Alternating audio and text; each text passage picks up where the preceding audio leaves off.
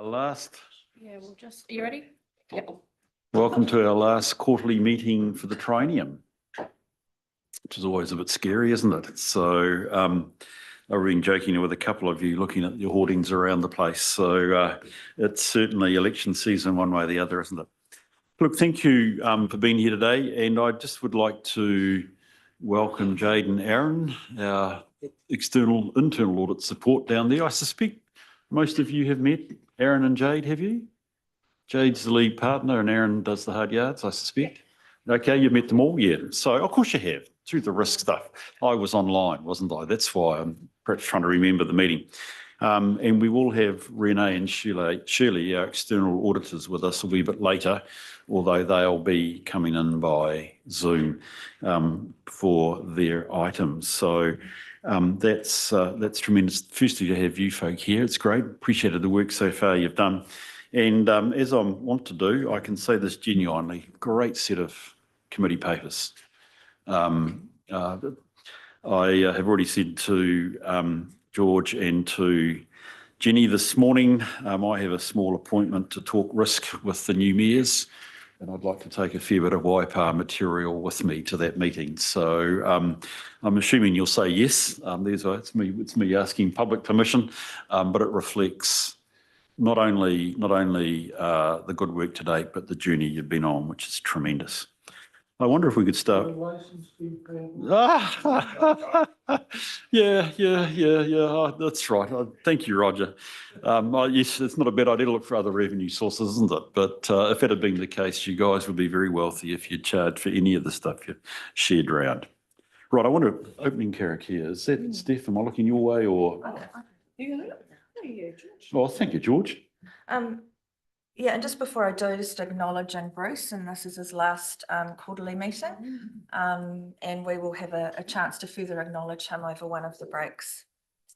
But to the opening karakia, so mā te whakapono, mā te tū manako, mā te titiro, mā te whakarongo, mā te mahitahi, mā te whakamomori, mā te araha, ka te e mātou. So just sort of the English translation there, by believing and trusting, by having faith and hope, by looking and searching, by listening and hearing, by working and striving together, by sheer desire and determination, by all being done with compassion, we will succeed.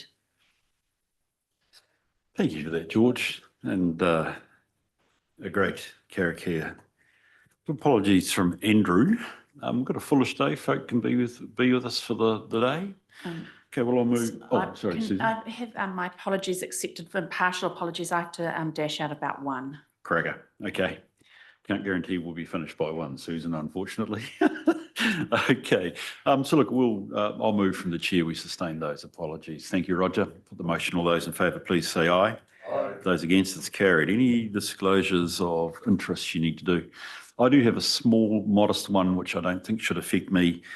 We do have an item on the Food Act and the review of our regulatory function here.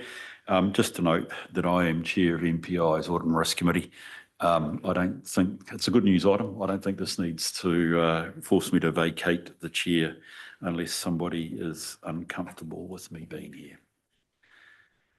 The order of the business, Claire, I think we're running the way we've got it in the agenda. We've got various folk coming and going, but we know where it's at. We need to move a second. Do we? Oh, okay. Why don't I'll move that. Do I have a seconder, please? Thank you. Carol, I'll put the motion. All those in favour, please say aye. Perhaps if I started looking at my agenda rather than the run sheet, I might get myself there. Okay. Rightio. Let's move to, you've been very nice to say somewhere down the track, you'll note that it's my last meeting. It's a bit bittersweet. Can I go to the Risk Committee minutes of our last meeting, please, which was the 3rd of June. I'll move from the chair. We take as a true and correct record. Thank you, Lou. Any discussion, corrections? Sound pretty much like the ones that we were all at. I'll put the motion. All those in favour, please say aye. Aye. Those against, it's carried. Right. Let's look into these really exciting risk areas first. And I'm going to look to either George or Jenny or somebody to lead off. Thank you. Thanks, Bruce. So the top risk document is output posts the facilitated workshop that Jade and Aaron helped with, and further work completed by the executive team internally. The parameters around our top risks, and in particular our risk appetite, and when we are willing to or not willing to take risk, are important in that they influence our decision making. I'll take the paper in two parts, the first being to discuss the new risk appetite framework, and then I'll take each risk separately and allow discussion on each. So for the risk appetite, through the workshop, it became apparent that our risk appetite definitions were not resonating or easy to apply. We have therefore proposed a new risk appetite framework that we believe will allow for clearer discussions, and it's on page 18 of your agenda and also on the handout. The framework's been taken from Queenstown District Rates Council, and we also met with Jade and Aaron on the application of appetite. Once new framework is agreed, we'll update the risk appetite statement for this financial year and bring the enterprise risk management framework back to the December meeting with the new framework. Open for questions and discussion on the framework. Thank you there, Jenny. Yes, so yes, we are taking it. You'll come back to your appendix later on. So we've got this version here, guys, which is an update on where we were. Any comments, questions on that? Yeah, Monty. Thanks, Bruce. Look, I really like it, but I just have a question around the names that we've given to the ratings. One of the things we're trying to do here is kind of simplify it, make it a bit more user-friendly. And I was really struggling with open, justified, measured, conservative, and averse as our descriptors of our risk appetite. And I'm really keen to hear what others have to say, but it just didn't resonate with me. And I agree that our previous names had been somewhat problematic because they weren't quite hitting the mark for us. But I think we're the same here. Like, I mean, it just doesn't feel right to me to say our appetite is justified or our appetite is open. And if this is how we're going to be, or what is how we try and use these, we try and use this as our sort of absolute basis for our enterprise risk management framework. I do think those words have to be right. And they were problematic for me, and I'd really like to hear if anyone else thinks that. I could get used to them with time, I guess, but it's a matter of educating everyone and just, you know, the whole way through the management team, everyone's got to be speaking the same language, and they just didn't work for me. Absolutely agree with that, Monty. You've got to have it one that you're comfortable with, Roger. Yeah, no, I mean, I didn't feel the same concern, but that's probably because we've been involved in the discussion and the change, etc. Did you have a suggested alternative that you thought about? I actually slipped it to George where it laughed in the workshop. And was that feedback? Sorry, that's me. I thought we should just go for very low, low, moderate, high, very high. Plain simple English. They work with appetites. Like I can have a very high appetite for something, which is to me a lot more plain common sense and plain English than an open appetite. So that's what I would do. It's a really plain scale, and it means that the medium, moderate, whatever it's going to be, is in the middle, and then you go two graduations above and two below. So, Can I just ask a question, Councillor? Putting aside the ratings and the names, which we can absolutely adapt as needed, in terms of the definitions, how do they play out for you? I love the definitions. Okay. This is my only problem. I love the definitions. Every part of this I thought was a big improvement, except the names. There we go, guys. Strong feeling from Monty, well articulated. What are you feeling? This has got to work for us, okay? And so I'm very open. Okay. I've got a very high tolerance for changing it if we have to, Monty, if it's going to mean something best for us. I suppose one of the criteria, of course, is that we are not the only people that are reading this, and That's although right. we've gone through the process of getting to here and to these names, and so we understand them. But if it's somebody coming from without and just reading it without that background, then perhaps the clarity that comes from the use of those more basic and more easy to understand words would probably be better. Yes. Just go through them again. Yeah, okay. And I'd actually just point to that this section starts off with, in the report, it's not easily understood and needs clearer definitions and simplification. Yeah. So I agree with that, and I'm arguing for it. I think I said to George, very low, low, moderate, high, very high. Yeah. Very straightforward So- to me. But I would really like to hear from management too. Am I missing something here? I mean, I get what it's trying to do, but I don't like it, okay? So. Look, absolutely open to change, and we can put those against it if that makes more sense for elected members. One of the just things to think about is that language is quite the same as our risk ratings as well, and sometimes that can create a little bit of confusion. So, you know, having different terminology for our appetite versus our risk rating. But other than that, look, we'll do what makes sense for you.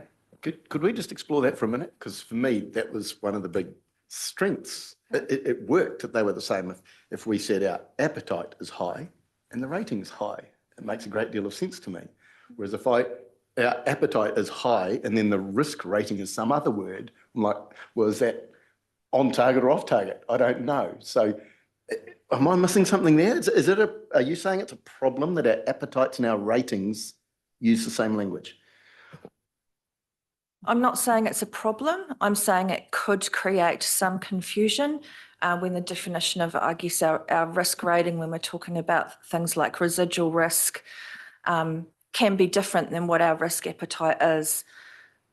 So, for example, we could have a very high residual risk, but our appetite is actually very low. I guess that still creates a sense of gap, which is fine. But just speaking in terms of those that aren't so familiar with risk, it may get a little bit tongue-tied. But again, Councillor Montgomery, if you don't perceive that to be a problem and the other elected members don't, then absolutely happy to change it. Okay, could I just answer that? To me, it's a strength. I really like the gap. You know, if we are off appetite, that's for me the whole point of this. And therefore, it sets how we think about things and how we allocate resources through the organisation, if, you know, to try and close those gaps if we're serious about our appetites. So for me, it's not a strength. Sorry, not a weakness. It's a strength that we use the same words. I'm going to shut up. I want to hear from other people. I've got Carol first, Roger, if it's okay. Thanks. I guess for me, I see risk across lots of different organisations, and the use of the words open and averse are quite common across them. So it's kind of that balance, isn't it, about having language that is understood internally, but also if you're comparing your risks across other local government and other councils, if you're using similar terminology, it will make it easier. So it's a bit of a balance, but definitely the use of the words open and averse are very common. Roger? Yes. And what I was going to come in and think about the various interpretations of the words that we use. And I'm just looking, now that you brought it to my attention, the word conservative. Conservative has got such a wide variety of interpretations, whichever way you're coming from, whereas the alternative, which is low, I think is quite simple to understand. There's no real variation in interpretation of a word. It's low. Yes? No? I mean, conservative has also got a political implication. Not that comes into this, but I just think that it's the easier you make the language, the better it is. Steph, I think you were looking like you're about to say something, were you? Thanks, Bruce. I hear what Monty's saying and I have some real empathy for it. It makes sense to me. So I have a question for Carol, that when you have the refreshed language of open and justified, and then you have your risk rating language, when you're working with other organisations, are people able to reconcile that between appetite and actual risk rating?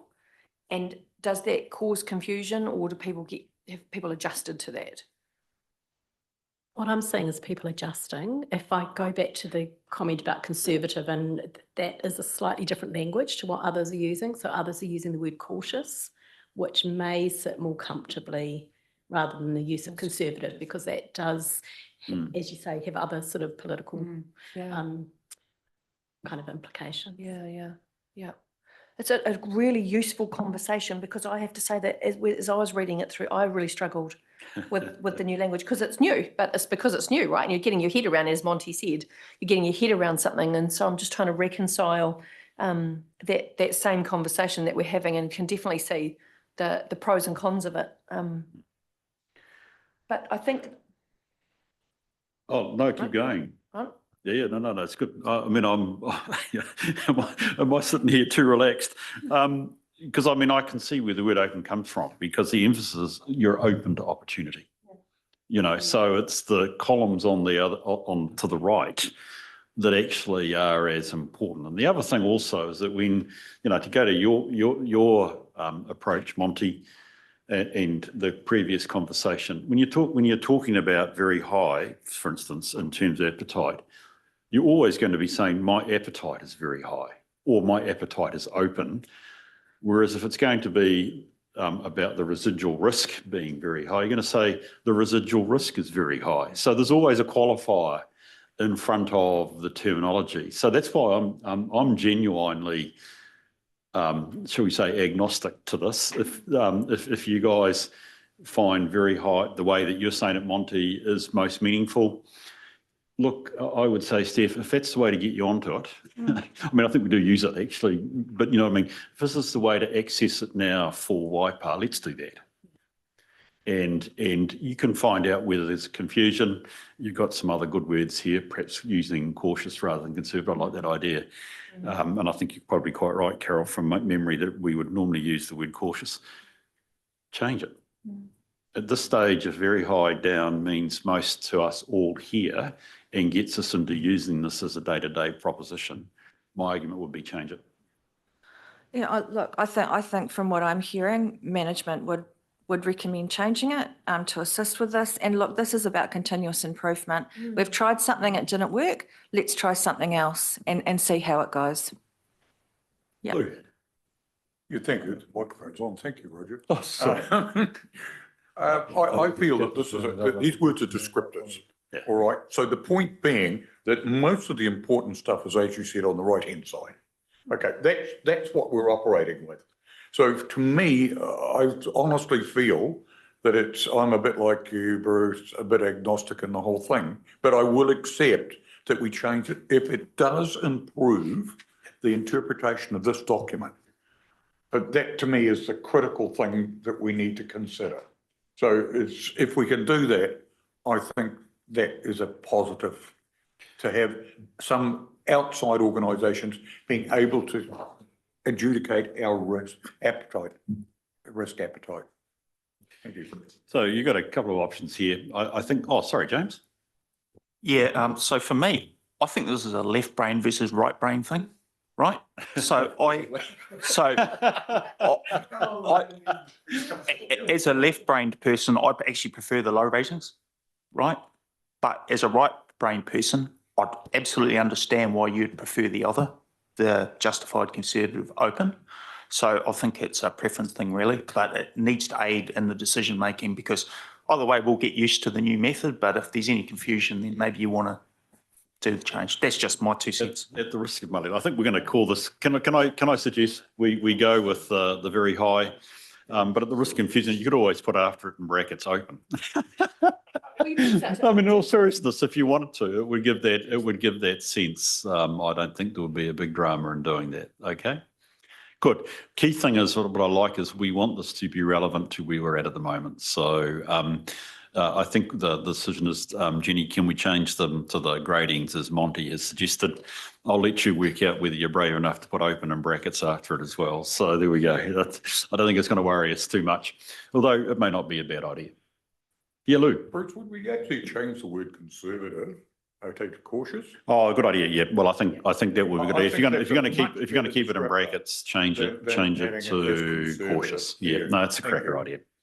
So I think the rest, Jen, just to close this out, the right-hand columns, I think you've simplified them basic, if I can recall, I didn't look at the old one, sorry, but essentially they're still virtually indicating the same philosophy, tolerance, choice and trade-off as the old one, aren't they? Yes, exactly. So the key thing is that we're going to have a crack at the words. Bring it into the next part, please. So for the top risks, as requested, we've added a new risk for transition of the waters business to Waikato Waters. The other top risks have been updated to reflect the discussions at the workshop and the nuances expressed. Thanks to Aaron, we have a new interconnectivity diagram, and PwC have actually reviewed the output. And we'll look to complete the KRI repeating over time and also come from the new financial reporting that James and team are working on. We'll take the risks one by one and I'll highlight the changes and open up for discussion. In particular, the focus is on the risk description, residual risk and appetite, and where we will and will not take risk. And I will start with top risk one. So there's been minor updates to the description, no change to ratings, and we use the new appetite setting descriptors. So open for discussion. Okay, yes, we'll take it through. So inadequate workforce capacity capability, guys, any comments? We're going to go reasonably fast through this. No, I don't think so at this stage. We'll work with it. Love the indicators at the bottom end. That's true for all of these in terms of process, Jenny. It's great to see. Yep, failure to adequately invest, number 2. So risk 2, thanks Janice. We simplified the description, no changes to rating or owner, and new appetite settings based on the financial strategy. James, sorry, do you have a comment? Maybe we cover this off for 2, 3 and 4 because it's exactly the same reason all 3 of these risk appetites have been reset. So my observation is, having read our financial strategy for about the 100th time, is that our council, in approving our LTP have demonstrated a high risk appetite. So if I was to look, you'll see it there, it's justified at the moment. So we will take strongly justified risks. We expect some uncertainty, but where these 3 things were set before, we were on measured. So that, if I just read those in terms of philosophy, preference for delivering expected outcomes, limited tolerances for uncertainty. So if I just refer us back to our financial strategy, we run an unbalanced budget for the first 3 years. We're relying on a whole lot of external factors and internal factors to hit 3.6% growth, and from year 4 onwards, we run pretty close to our debt ceiling, unless those things happen. And we have a high reliance on commercial overflow from the sub-region. So to me, when I read this, and what really triggered it for me, it was actually when we ranked the Waikato Waters Done Well risk, that was listed as justified. I thought, well, why aren't the other 3?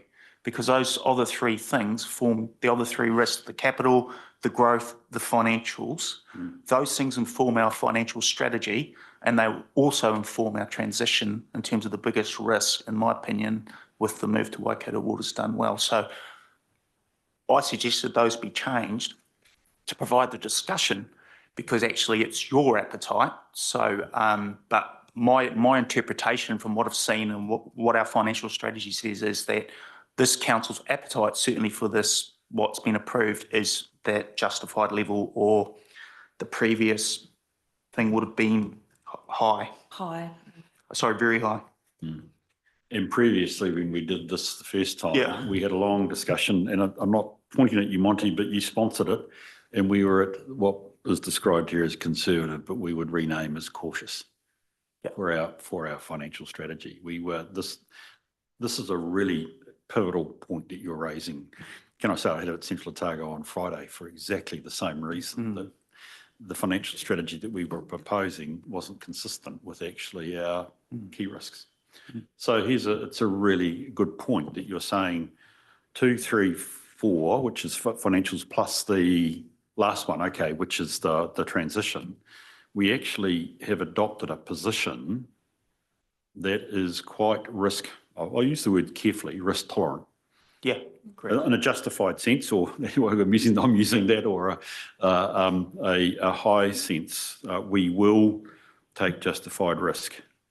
And the view here is that we would be looking to manage the impact. Yeah, and the reason I raise it, Chairman, is because we are going to be doing a new AP and amended LTP, and there's going to be very different circumstances. So this needs to be considered as councillors work through our financial strategy and the overall strategy for that, what the next triennium looks like, really. So this is a good segue into having that conversation. And if we were to revert back to the cautious or very low, James, what would our financial strategy look like? Roughly, top of your head. So I'll have a go at that. So we would need to stop our growth agenda. We would need to significantly slow it down. We would need to slow down our capital expenditure. We would need to potentially raise some rates revenue to collect depreciation ahead of running our unbalanced budget for 3 years, because that's what's driving that. So those would be the 3 immediate levers off the top of my head. I think this financial strategy would impact the most. And then also we need to be very, very careful of our debt headroom, because we sail pretty close to it in year 3, year 4. So those would be the key changes. So I'm not wanting us now to debate the financial strategy. You've got that coming up. But here goes a key point that you're making, and this is where I'm very keen our strategic risk discussion fits in with what we literally do on the ground. So whether it's by default or otherwise, and I can sense Hobson's choice here in some sense, that to keep this place going, you have to be prepared to play in the game of justified risk rather than cautious. You may feel like you've got no choice, but that's literally where you are. If you have an expectation, you bring it down. Well, James, you're right. I mean, there are only so many levers you can pull, and they're the ones you'd pull to make it to currently, or going into this annual plan, make it cautious or very low. Low, sorry, would be it. Yes, sorry, get it right there, Monty. Okay, so it's a good. So yeah, thoughts? Thanks, James. Yeah, Monty. Can I speak clear on? So you've already changed this, right? So this appetite is different to what it used to be.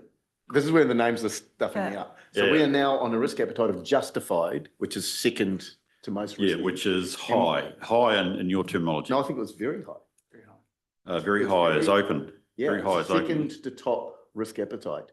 Is high. It's very high. I have both. Okay, right. Okay, mate, we're with you. Yeah. So I'm at level 4. How's that? Yeah, level 4. Okay. What were we previously on this? Were we moderate, George?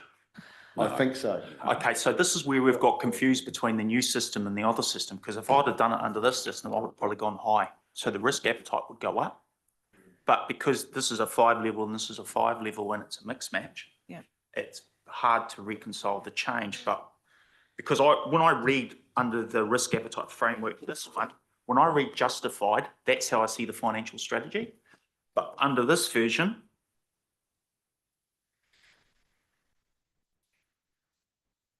I just, what I've said is wrong. I see it as very high. Is it, can I say it's the old one? Is the old one relevant, really, to be honest? I would, can I just, so I don't have them at our fingertips yet. Yeah. But I would say, Monty, my understanding, and I could be wrong, correct me, is that the risk appetite historically was lower than what we have here. So we've gone one up. Absolutely. We've gone one up for this, and that's been a result of those internal executive team discussions. Okay, could I just suggest that we're really clear on when we have changed it, because this is going to go forward to full council as a recommendation from ARC. And I don't want us to accidentally have changed appetites.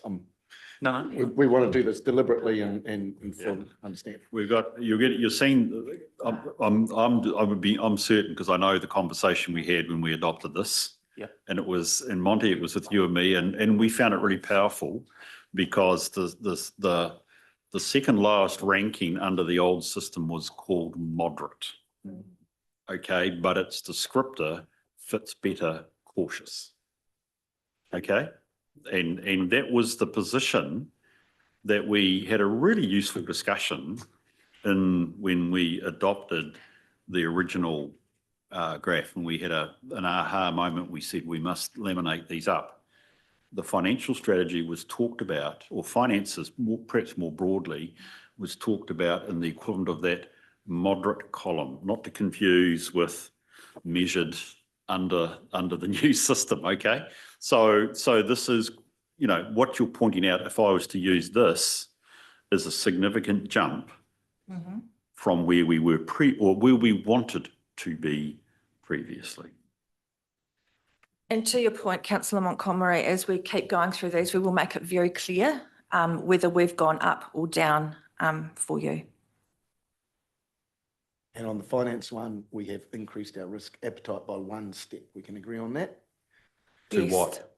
To justify. I'm not so much worried about whether it's 1 or 2 steps. I'm more interested, what position are you as councillors appetite-wise comfortable in? And look, there's this, I hear what James is saying. We've been discussing this offline, and I Yeah. actually agree. But there is part of me going, yeah, but hang on, the risk appetite framework is meant to inform everything, not the other way around. Yeah. You don't go, oh, this is what we're doing, so that's what the risk appetite says. So it's a little bit of horse and cart kind of stuff here. But it's a really useful lens to set our risk appetite, right? So you can't set a risk appetite that's completely devoid from your reality. So I get that. And I'm probably with James that our financial strategy is accommodating a higher risk appetite than we previously expressed, right? So I think we're on the same page. But I want to be really clear that we are stepping it up. I think this is the one point. And if we go to, if I'm looking at top risk 3, so that's the failure to manage the financial strategy, which is really pivotal without wanting to influence my background as an accountant.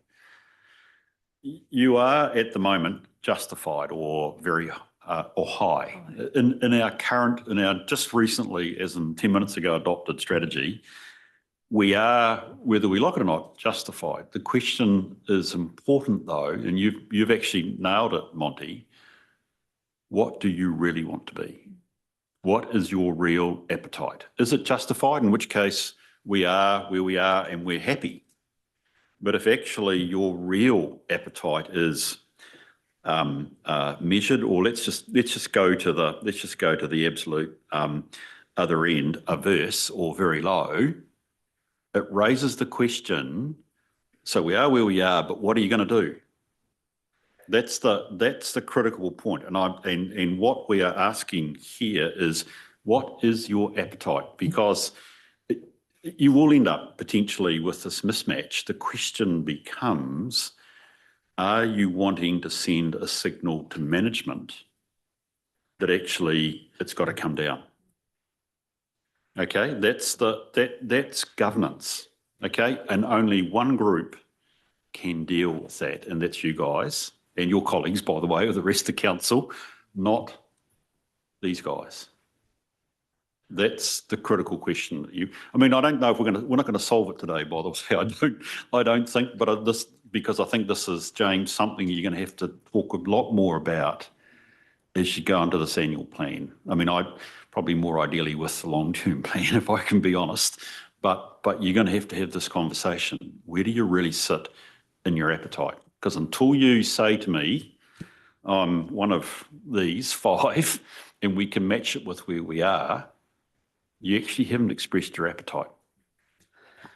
And your residual risk is very high at the moment, right? Your residual risk is very, very high. Yeah. If we select, and which I agree with, if we select a conservative or moderate, that's a significant outtrade in terms of your appetite versus the current risk that's sitting around our financial strategy. So therefore, the thing to think about is, we'll need to take proactive steps to reduce it, and is it important, or do you run the difference? But again, you know, it's how you package it up, isn't it? I mean, you're running a justified financial strategy, mate, because you presumably hear the community. You want to meet growth. Okay? You know you need to do this. You need to do that. Therefore, we have to be prepared to, I want to use the next grade up. You want to be open to that opportunity, which means you've then got to think seriously about taking higher risk. But actually, you're happy, so to speak, doing that because of the opportunity that you're grabbing. And I don't want to confuse the situation, but to sum it up and how this is documented, what we're talking about here is the interim risk appetite and the risk appetite.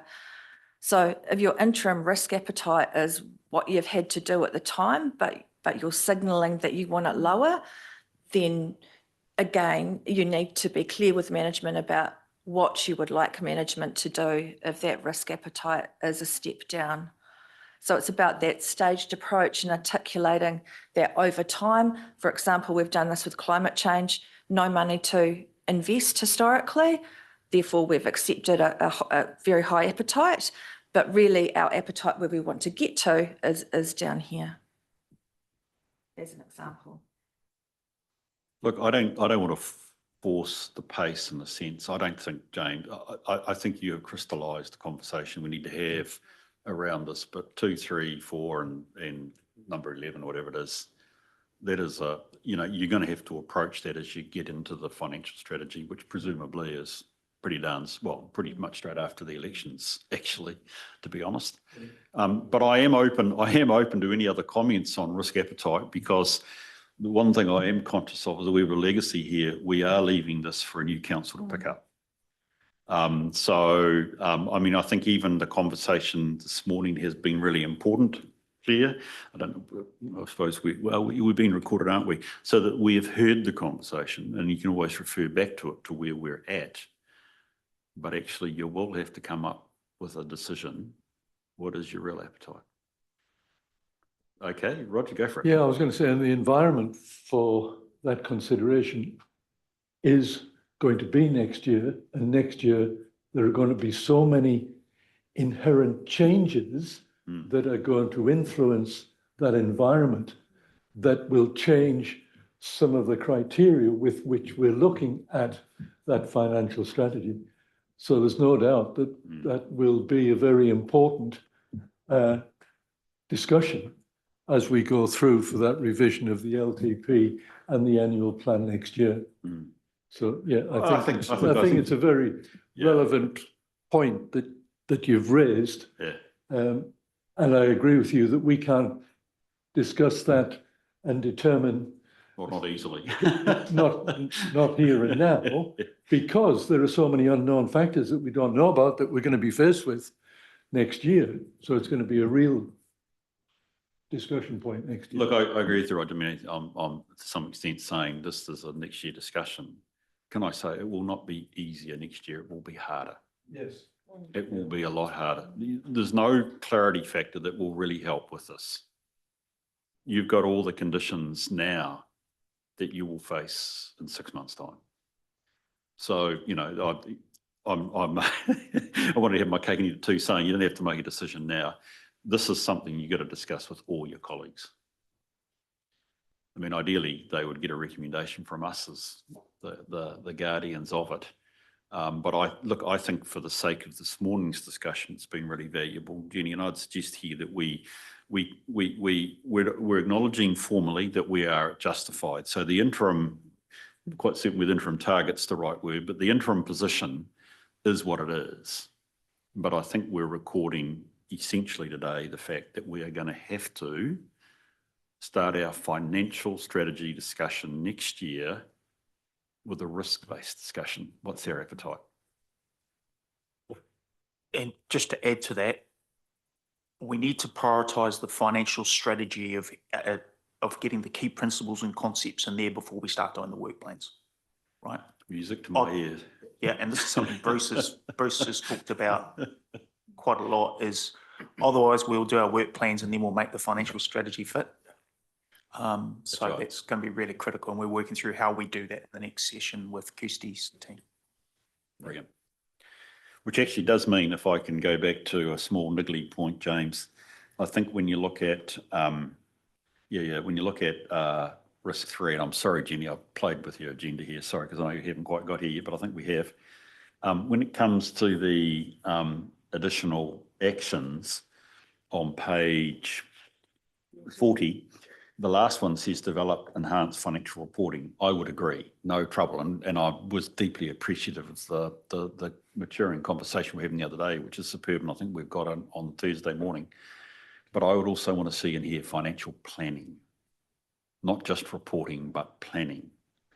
And I think somewhere further down the track, we see the issues of the past challenges, for instance, of us even literally just having a manual process to planning our money. So I'm not just interested in that, but I think financial planning and something that gives us ongoing views into the medium-term future will be important as you make a decision today. Okay, folks. Sorry, now Jenny. Sorry, I'll run around a bit here. So we started on 2, and we've got 3, and we've got 4. And 11 actually, although I think I'll just keep 11 free. We'll come back to that one. Jenny, can I just check with these guys? Are we happy just at this stage to run with 2, 3 and 4? Have you got more comments you'd like to make on those?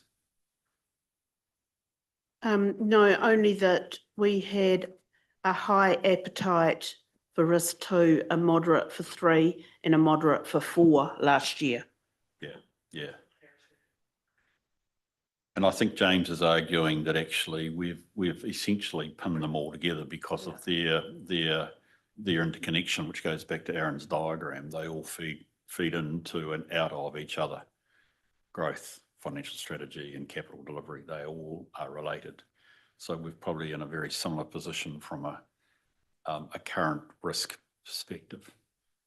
They're all outcomes of our tier 1 status. Yeah. Yeah. Outcomes of those, that decision. Sorry, and another comment, sorry, under 2, you can see 3, sorry, you can see I focus on this one, James. I didn't necessarily pick up, but I would think, particularly in light of our discussion, your key risk indicators would also include some of the prudential indicators such as balanced budget, etc., along with your treasury managed interest rate, fixed cover, yada, yada, yada, which is so critical now that we've got so much debt on the books or getting so much debt on the books. I think they would be useful indicators to have in here that go straight to this concept. Okay, good. Yeah, Roger. Just a comment, and it's again on that, the interrelativity diagram, that I wish the people outside of this room could understand the interrelativity of every single decision that we basically make around this table. Yeah. And that diagram just basically highlights that. And it's so sorry, but thank you again for doing it. I'm sure that you had a couple of points, you woke up in the middle of the night and said, oh, I forgot that line there. Right, well, I think we should just push on a wee bit. Jenny, was there anything under 4 you wanted to raise? I did sort of try and keep it together, but I mean, it is particularly around growth. And James, just you remind me, we're a tier 1 council. Anything in particular you wanted to raise at this point? Only that we've tried to simplify the description and put further emphasis on timing and the inclusion of external factors. Brief comments, anybody? No? Okay, let's go to 5.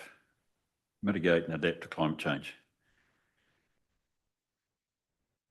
So this was an updated description to be more specific, given the completion of the council's climate change risk assessment that you're hearing about later Yeah. today. Broader comment on emergency management and no change in ratings or owner, and the appetite setting was high last time. Brilliant. Perhaps Yeah. just to say something on that. You go for it. Yeah, Lou. I'm very keen to see that you have actually separated out emergency management because as I say, these are interconnected quite heavily. And as I say, I sit as the regional chair for the Joint Committee for Civil Defence. And what we really have to realise is a lot of these things are resilience we have to comply with. There'll be a government direction that we will possibly get under the new act that is coming out. So we as territorial authorities are going to assume more responsibility at the ground level, whether we like it or not. So I would say that having that actually up at adverse as you've got it, or very high as my compatriot would say, is the most important. Because I think that we do and we need to recognise that fact. And some of these things are going to interrelate with a lot of what we talk about in climate change, like drought, et cetera, et cetera. Thank you, Lou. Appreciate that. Yeah. Bruce, it's more operational than anything, but I think it would be worth at some point with the new council looking at this risk in light of what Lou's just said and the new responsibilities coming through in the ledge.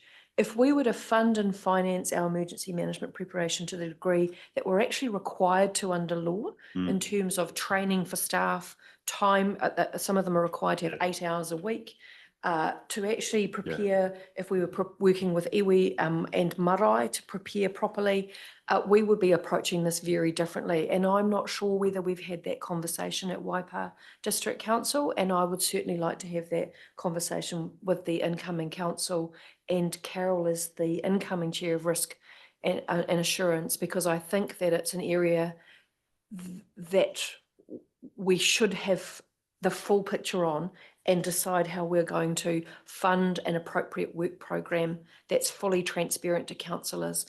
I take my hat off to the team, and I see Wayne's in the back here. I take my hat off to them for the work that they do and the preparation and the time they put in, but it's on top of. And I do think that this is something that we as an organisation need to look at in more depth in the next triennium. Thank you. And I think if I can just point out, Lou, because you're a constant pillar of strength around emergency management. Our risk appetite is averse. So I just want to match that with indeed your last statement. Because if we are genuinely averse, you're going to spend all money to deliver that. Yes. Well, you probably should to bring it to that level of risk appetite. Exactly, Bruce. Yeah. That is, you've summed up my point very eloquently. So again, we might not be, we might have to think about where we're at. Okay, that's really good. There we are. We're starting to use our strategic risk language. It's brilliant. Jenny, we're up to number 6 to 30. So we've changed the description to include authentic partnerships, expanded programs of work, so it's not just at a strategic level. Change in ownership, no change in ratings, and the previous appetite was moderate, and we're now saying cautious, because if we change from conservative with an interim of measured. So to be clear to governors, we have reduced the risk appetite for this, but Kirsty would just like to say a few things. Yes, Kirsty, welcome. Over. So just through the chair, there was some discussion at the workshop that we had relating to the risk appetite and the, I guess, the gap between the residual risk rating and the appetite. So in discussions at executive team, we have reduced that. And that was also taking into account the feedback from Councillor Dale Marie, who obviously isn't a member of this committee and here today. Thanks for that. Just any questions on that? So there's a recommended tightening up of our risk environment on this one. Okay. Just, look, I know that these are all work on, Jenny. I was just wondering about the key risk indicators. You can see I have a bit of a focus on key risk indicators.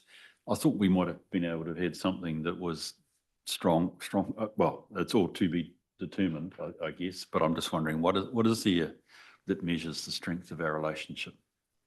I think, Bruce, as you've said, this is a work on, and I think this is a discussion to have with the new kaihatu in terms of their perspective and how we manage this. I'd be keen you do something. I mean, this is a great framework, if I can say it again. That's be great to see what it is that you could do there. Steph? Yeah, and I think it's a great point that you raised, Bruce. And there would probably be several indicators that will develop and ensure that they come through in this next year. There'll be ones that are based at a relationship level, and they're often qualitative feedback. We need to make sure we've got the right partnering forums with iwi across our district, and I've been talking with them about that. And what is being reflected back through those forums right through to individual work programs that are associated with joint management agreements or economic opportunities that we might be chasing, and whether we're actually progressing them. And feedback can come through a variety of channels. And there's some emerging frameworks across the local government sector where that becomes more tangible, and I've been part of those. So we'll look forward to developing those. But I agree with you that we need to have some very clear indicators and measurables there. Yeah, look, and I mean, I'd encourage you to be open to the, as you say, the more, I think you said subjective, I'll use that word anyway, rather than the less hard data. If you've got to look at, we've got to look at ourselves in the mirror as to where we're at with this. So whatever it is, it'd be great. Stakeholder relationships, Jenny? Again, a change in description, and we have included misinformation, which did come up in the workshop. We have new appetite settings, and last time we rated this as high. Any comment, folk? No? Monty? Sorry, Bruce, I know you want to keep moving. No, I'm enjoying this. We'll take the time it takes, obviously, but I didn't know whether anybody Just the misinformation reference, and I was at the workshop, it did come up, but it jars in this description with me because it's such a specific point. Like there's a lot more than misinformation to worry about. And I read it, I don't know. I would address misinformation with something like maintain trust with the community. So it's a bigger, broader goal, but misinformation is a very specific thing, and it just jarred. Okay, any other thoughts, comments? Carol? I think framing it positively rather than negatively is a good idea.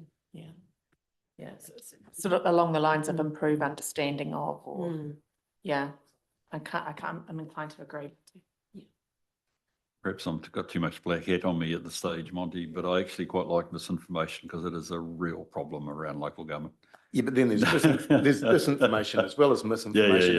It's a very specific thing you're talking about. I like the positive. Let's focus on the positive. Okay, that's brilliant. 8, failure to maintain change. This is a really important one to me.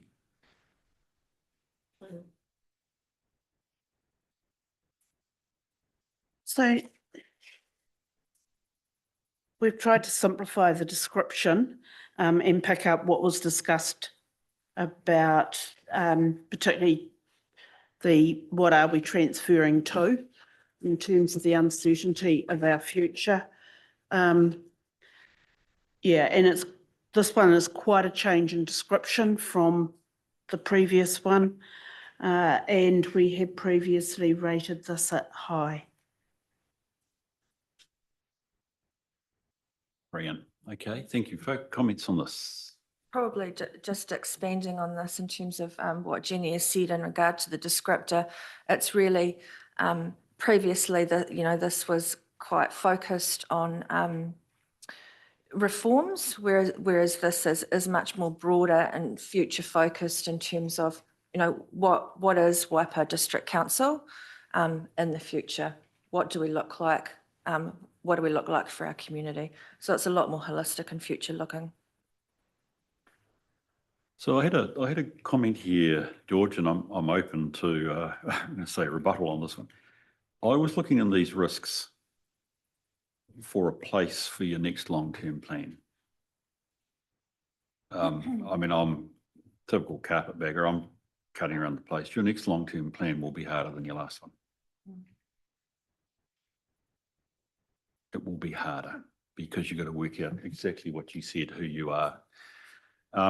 So it's both a significant challenge, but it's also a key part of your control environment. And it struck me in this one, George, that somewhere, and I might not have read it fully in detail, but I would presume somewhere in here, am I right? In 8, we would want to have the control or the initiative or the issue around developing the long-term plan.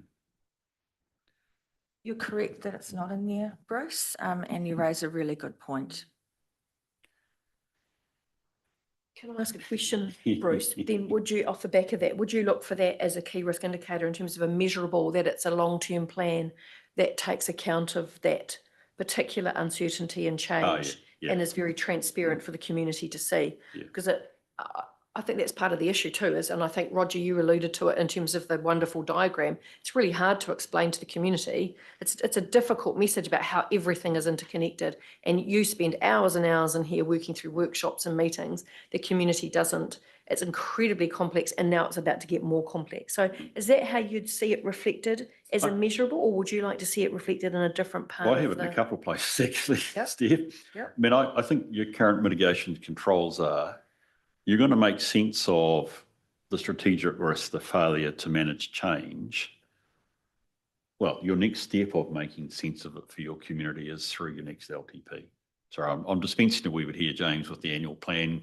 It could be that you're forced into something, but in essence, your LTP is where, based on current information, current context, the situation you're in, which is the state of change, that's going to be your next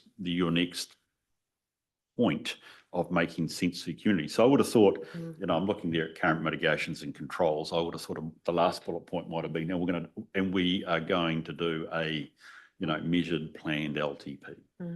Okay, whatever it's worth, something to that nature. But then, yes, I do agree that under measurables, you would have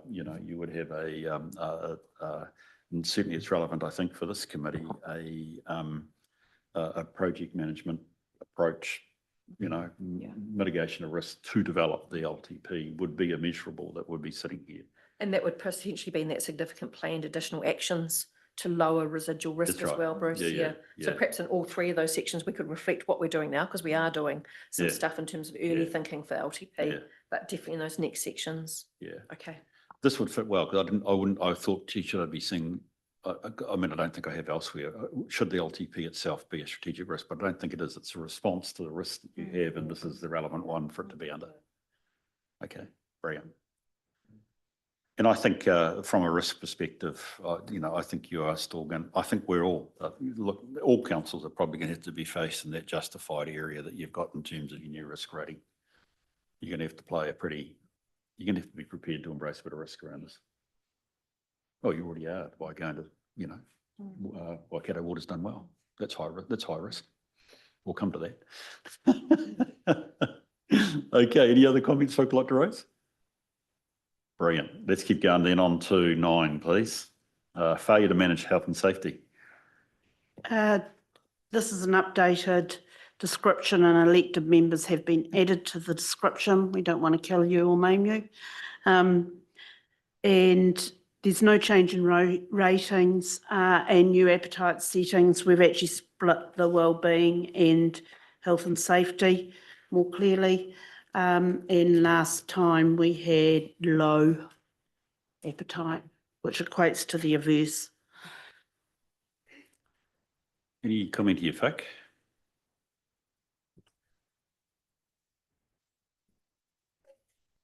bit hard to argue against. Monty?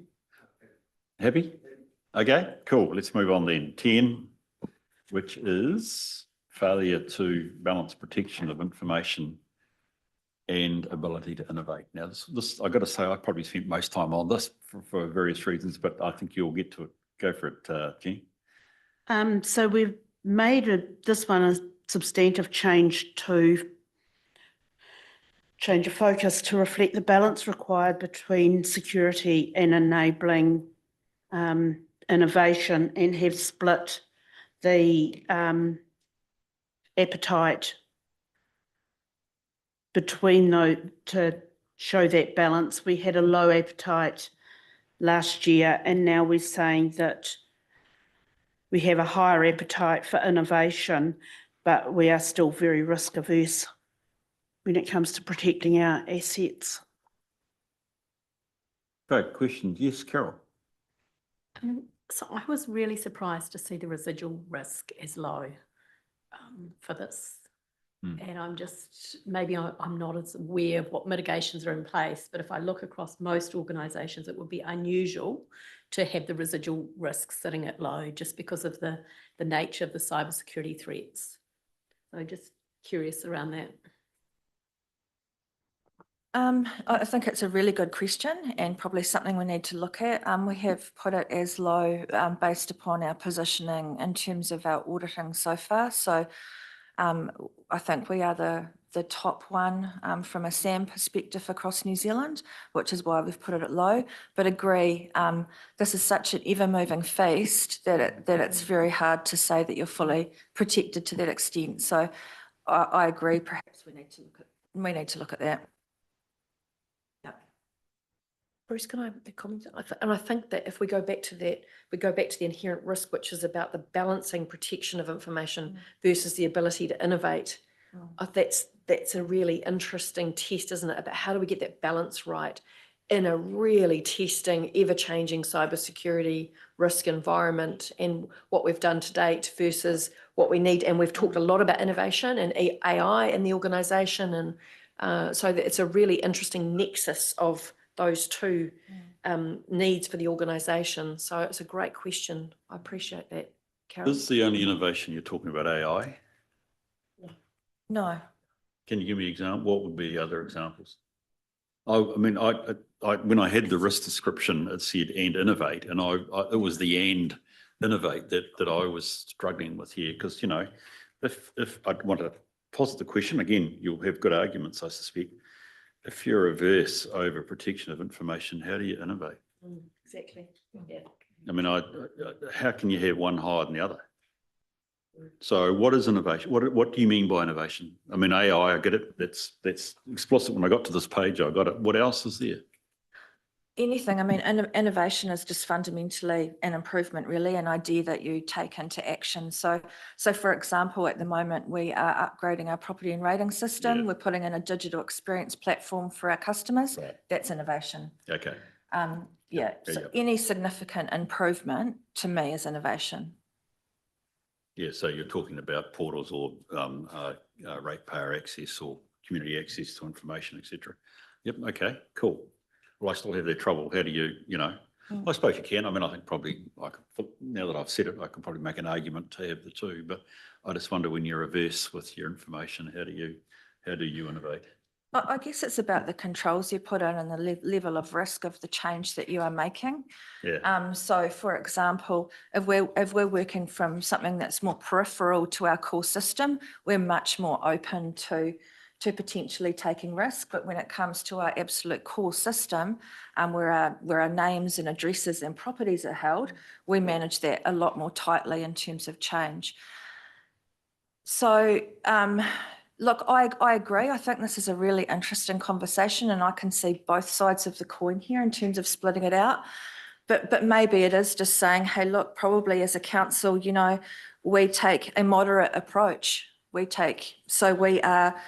have preference for delivering expected outcomes, and will accept if limited and heavily outweighed by benefits. And a lot of the innovation that we do, the benefits do heavily outweigh some things. I mean, I guess I actually hear what you're saying. If we're averse, we wouldn't probably be doing AI. Yeah, it's Potentially. just justified. I went one column over. It says you will choose to put at risk,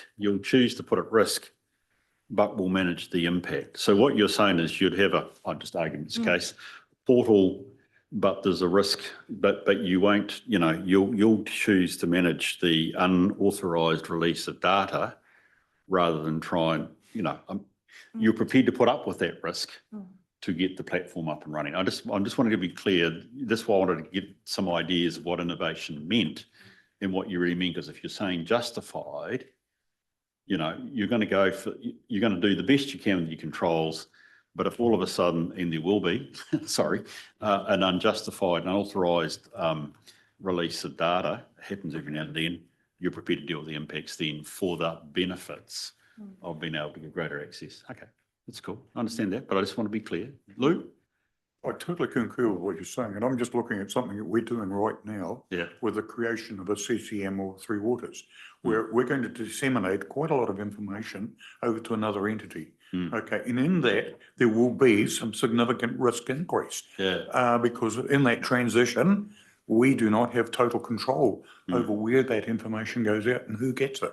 And I'm just using that as an example of, where all of our ratepayers or whatever, water users. So all of this is, as I say, a very, very important issue, particularly when we're dealing in the modern society where we're seeing more and more emphasis being placed on security and the fact that we need to maintain that security for our ratepayers.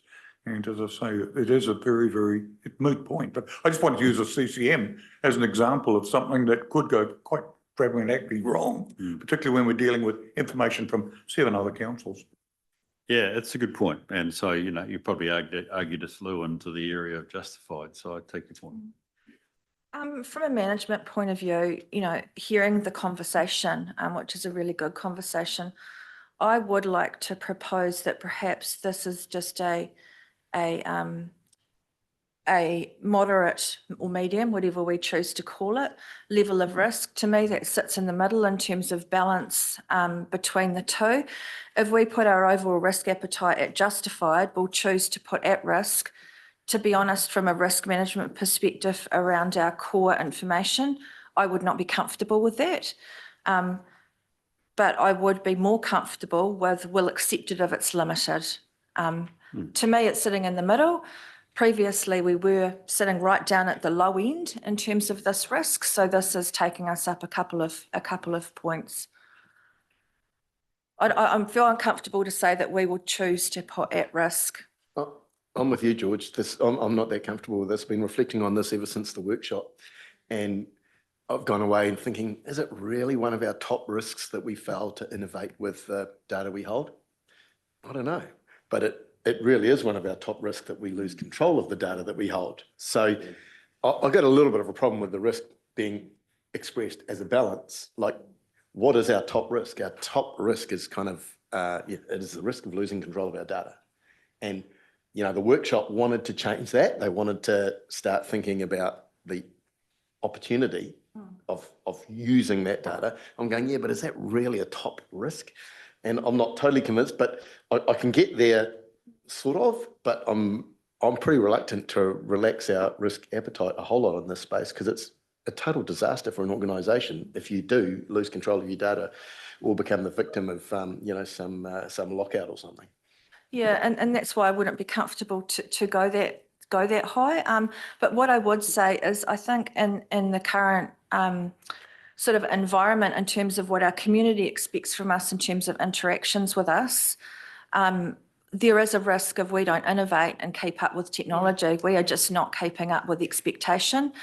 And also around, we need to be really prudent. So we need to be as efficient, as effective as possible. To do that, we need to innovate.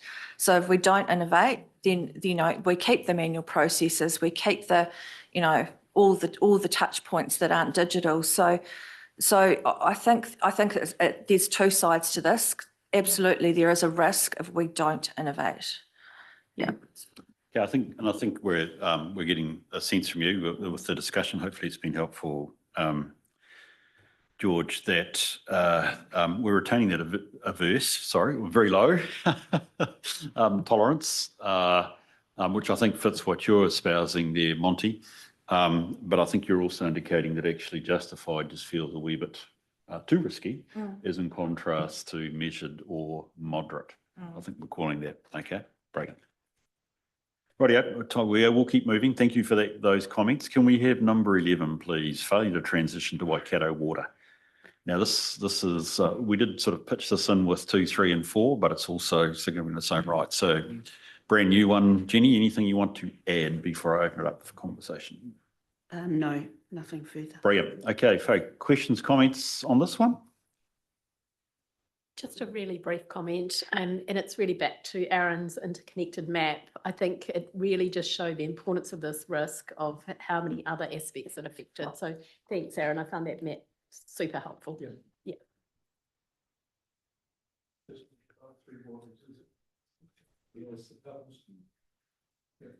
Okay, just 2 or 3 comments from me. Sorry if that's okay. Actually, for this one, I did actually go a wee bit through the bow tie analysis. I think one of the causes of this risk is the strength or otherwise of our relationship with our other partners. And I didn't quite come through. Now, that's not saying your partners are any more risky than any normal collaboration. But I would just want to argue that there's missing a bullet point under the cause column. I would have thought where we should be sensitive to actually that as a cause. And I would probably want to think, what's our control around it, Jenny, as a result, our preventative control, that we keep a collaborative approach going, because, well, as I might reflect later, my first job here was to get 3 councils together working on water, but, you know, it doesn't work. It's always so. You want to guard that one, don't you, Steph? And if I can just give you a sense of key risk indicators, George, I would have put that there should be some form of project risk reporting back to this committee, and if it's going in the wrong direction, that should be there. I actually put, and I know it's, I use this just as a very high level, but the quality of the comms, I think you're going to have to talk a lot. I presume you are anyway, to be truthful, George, a lot with your community. So it's, you know, the capacity for regular stuff. And associated with the program was obviously a program timeline, because you're under stress in terms of time-wise. So I'm not telling you anything you don't know or experiencing, Steph, but I think I'd be keen to see those sorts of indicators sitting in there as indicators that things are going well, or indeed you're going to have to reassess your actions. So there will be specific program reporting on the transition from December through to this committee. Great, brilliant. Now, we've taken a long time, but there's still one page going, which is the next one. And I thought it was just useful to spend 30 seconds looking at the World Economic Forum top risks, Jen. I hope that's okay with you. So that's what, you know, the world thinks. And I was just wondering whether, in fact, we covered off any of these, either short, medium, or long-term risks. I was reasonably happy that we did. I mean, if you think about weather events, Lou, you already raised quite well, you know, continuity, particularly around our emergency management. I did wonder a wee bit about internal business continuity, but I think we've probably threshed that in the past. I think supply risk and inflation is still going to be a worry that's sitting out there. But that'll come back to some of the indicators for the risk around financial strategy at the very least. So I think that would be in there. And the last one is I cannot read my writing. Oh no, emergency management, we dealt with that. That's fine. Was anything in that that's triggered your thinking about 1 to 11, which we've got? Is anything in there that figured in your mind about we are missing something? It feels pretty good to me. You've obviously, you know, you've workshopped well, and I think this is a good start for it. Jen, we've got a few updates and comments there for you, but I don't think there's anything there that's unmanageable, right? George? Bruce, we have to change the resolution here. Oh, Recognise okay. The top risks. You mean I gotta do a resolution? Okay, why don't we? Um, Sorry. It's on page 17. Thank you. I'm just about there. Rightio. No, I'm not there. I thought I was. Where are we? Oh, Down. There we go, got it. Joe's just come in. Do we need to be specific in this resolution D about what changes we've made or not? Joe has, I'm not certain. Do we need, I mean, I would just recommend that the top risks and risk appetite framework with noted amendments. Well, if you're going to agree on amendments, they need to be in a resolution. Yeah, no, I know that, but I mean, I just think if we just were to alter it, with suggested amendments, be referred to council for endorsement. what Joe is saying, Bruce, is that the amendments need to be in the resolution. Yeah. Oh, you mean all the individual amendments? Surely not. If it's. Have you got them all? Tried to. Oh, okay. Well, can we just want put, George can we to- put them on the screen Yeah. then? Yeah, I mean, I'll just we get George want to these check. changes. I mean, that's the whole purpose. That's why I spent an hour on the conversation. I'm not. Do they have to minute it individually, or can it just be a suggested amendments?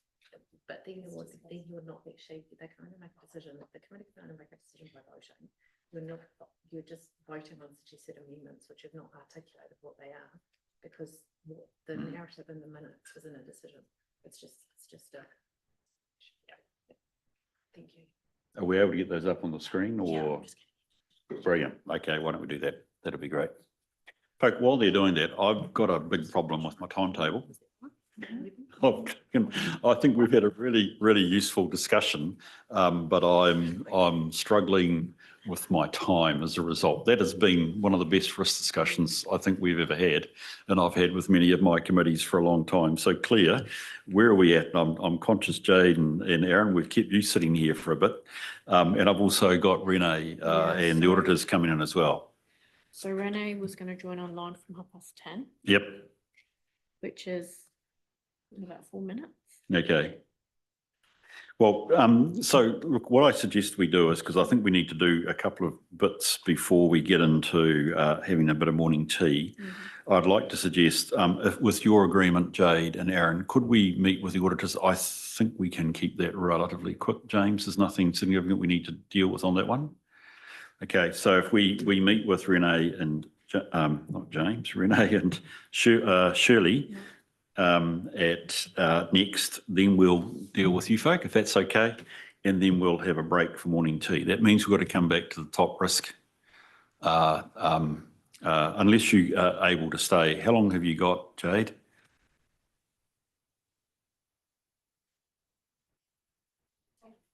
Oh, okay, rightio, good. Well, well, in that case, if we just deal with the auditors first, then I'll go back to my original.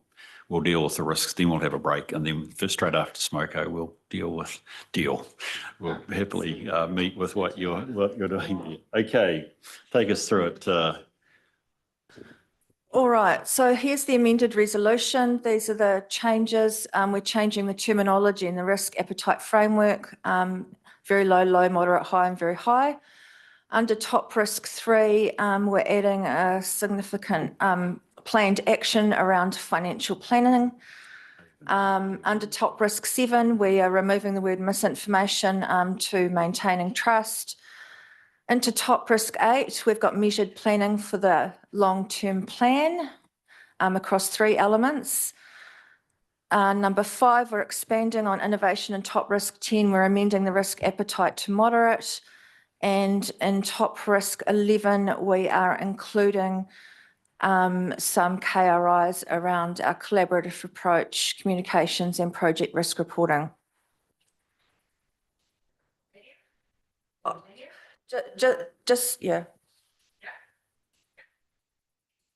Just put both, we'll figure it out. They mean the same. Yes, and my collaboration wasn't the KRI, although it could be. It was actually into the nature analysis, but that's fine. We've captured it there. I think that's fine. Okay. Rightio, that's tremendous. I'm going to move that. Do I have a seconder? Thanks, Monty. Is there any discussion on the motion? Thank you for keeping us safe, Joe. Appreciate that. Okay, I'll put the motion. All those in favour, please say aye. Those against? It's carried. Well, thank you for that. That has been seriously a very good discussion and I'm deeply appreciative. Now, we did want to see whether, it's probably 30 seconds early to get our auditors on board, is it? Bruce, while they do that, I would just like to acknowledge George and her team for that piece of Yeah, work. George yeah. was very, very hot in her pursuit of getting that piece of work done before the end of the triennium in a work program that's been incredibly intense. And so, That's right. and That's a good challenged to point. get everything on the agenda. So I just want to acknowledge the team, Jenny, for the work that you've done for our PwC partners, and that I think it's as you said, Bruce, a really critical piece of work. So yeah, thanks to the team. Yes, my thanks as well. And my thanks to my colleagues as well. You've entered the debate well, guys, and it's only possible though, George and Jenny, through your work. So that's tremendous. Right, we're just waiting for our auditors, having now changed my agenda. Is it worthwhile? Let's deal with the top risks. Okay, I think we've had such a good discussion on risks and your paper's reasonably short. I think we can just rock through that reasonably fast. If that's okay, Jenny. Thank you. Or George, whoever's leading off. I'll take the report as read and highlight the following points. It's a light report as we wanted the focus to be on the previous discussion on top risks and appetite. With only 1 month of data for this year and given that the top risks had not been agreed, the quarterly risk report is not included. Of note is continued geopolitical instability. The Treasury 2025 long-term insights briefing is referenced for interest, and from December we will commence reporting on the Waters Transition Programme and Cambridge Connections as 2 significant projects. And we're looking at considering cybersecurity risk on a 6-monthly basis in more detail and public excluded. Thank you. And I can't help but mind thinking it goes back to your point, Carol, about information management and cybersecurity risk. In fact, thank you for that, Jenny. That's really helpful. Appreciate the reason that it's relatively, shall we say, light, if that's the right word, but it's still effective. Any questions or comments folk would like to raise? Yes, certainly. Yeah, thank you, Madam Chair. And sorry, Mr.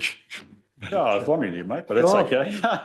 Sorry, I'm thinking you're already there. But it's time for me to go. So I do apologise for that, Bruce, because it's absolutely no meant to infer that you'd actually change sex. Not at all. So sorry, but Payment and beer is fine, Jenny, Roger. and as I say, I'm hoping you bear with me because it's that section on emerging risks. And you said that there are no further emerging risks identified in this quarter. And actually, I just want to ask a question because I think there is one, and I've done a fair bit of work on it. And to my mind, there's been an alarming increase in public excluded meetings. And the bit of research that I've done, in 2022, there were 3 workshop days and no public excluded meetings, only those that were within the standard committees. 2003, 9 workshop days, no public excluded items. But when we get to 2004, we get to 5 workshop days and at least 1 where items were public excluded.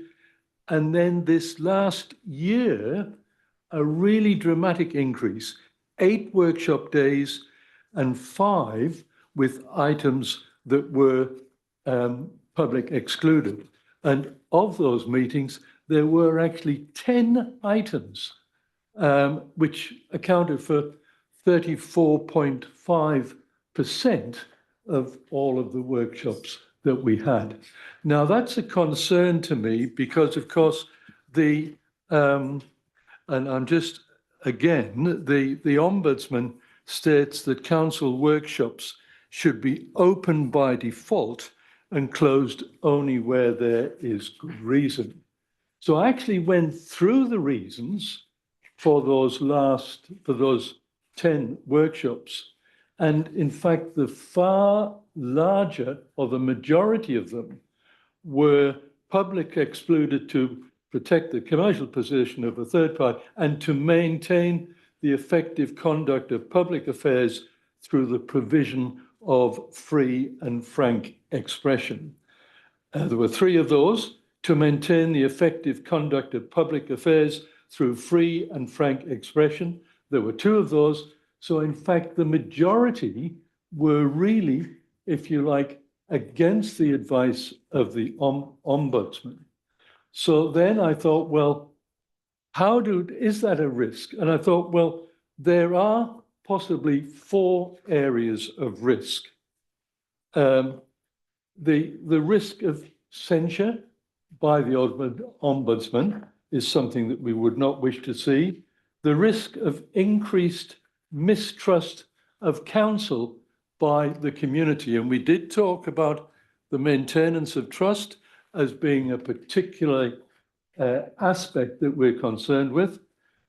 Further deterioration of the good name of council and councillors, and heightened risk of accusation of secrecy. And I think this is an emerging concern. And I know that and I don't wish to bring campaigning in, but on the campaign trail, that is particularly being raised as an issue. So I'd like to see that considered actually as a risk within our risk analysis. Thanks. I have distributed that, by the way, to all members of the committee. Yeah. Let's just acknowledge the Ombudsman has done the latest round of reviews. And again, these are key areas in which the Ombudsman done. I presume, George, that we are perhaps thinking about what's come out. Perhaps you've got some comment you'd like to make.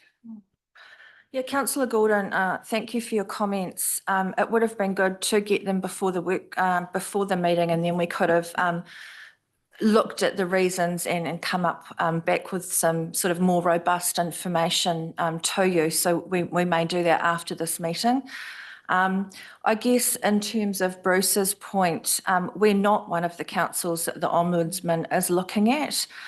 So I think that provides assurance to this committee in terms of our practices. Management are very much of the stance that everything is open unless there is a very good reason based on criteria that it then becomes public excluded. I guess when we're looking at numbers, it's really difficult to be making those comparisons. Over the last 12 months, we're in completely unprecedented times. In regards to the LTP and the Waikato Waters done well. There were multiple more workshops and briefings, etc., than there ever have been before, and often with commercially sensitive information, in particular in regards to the Waikato Waters. So that would be my response. I think it's something perhaps we can take away and come back with some more information. But from a management perspective, we believe we follow good practice.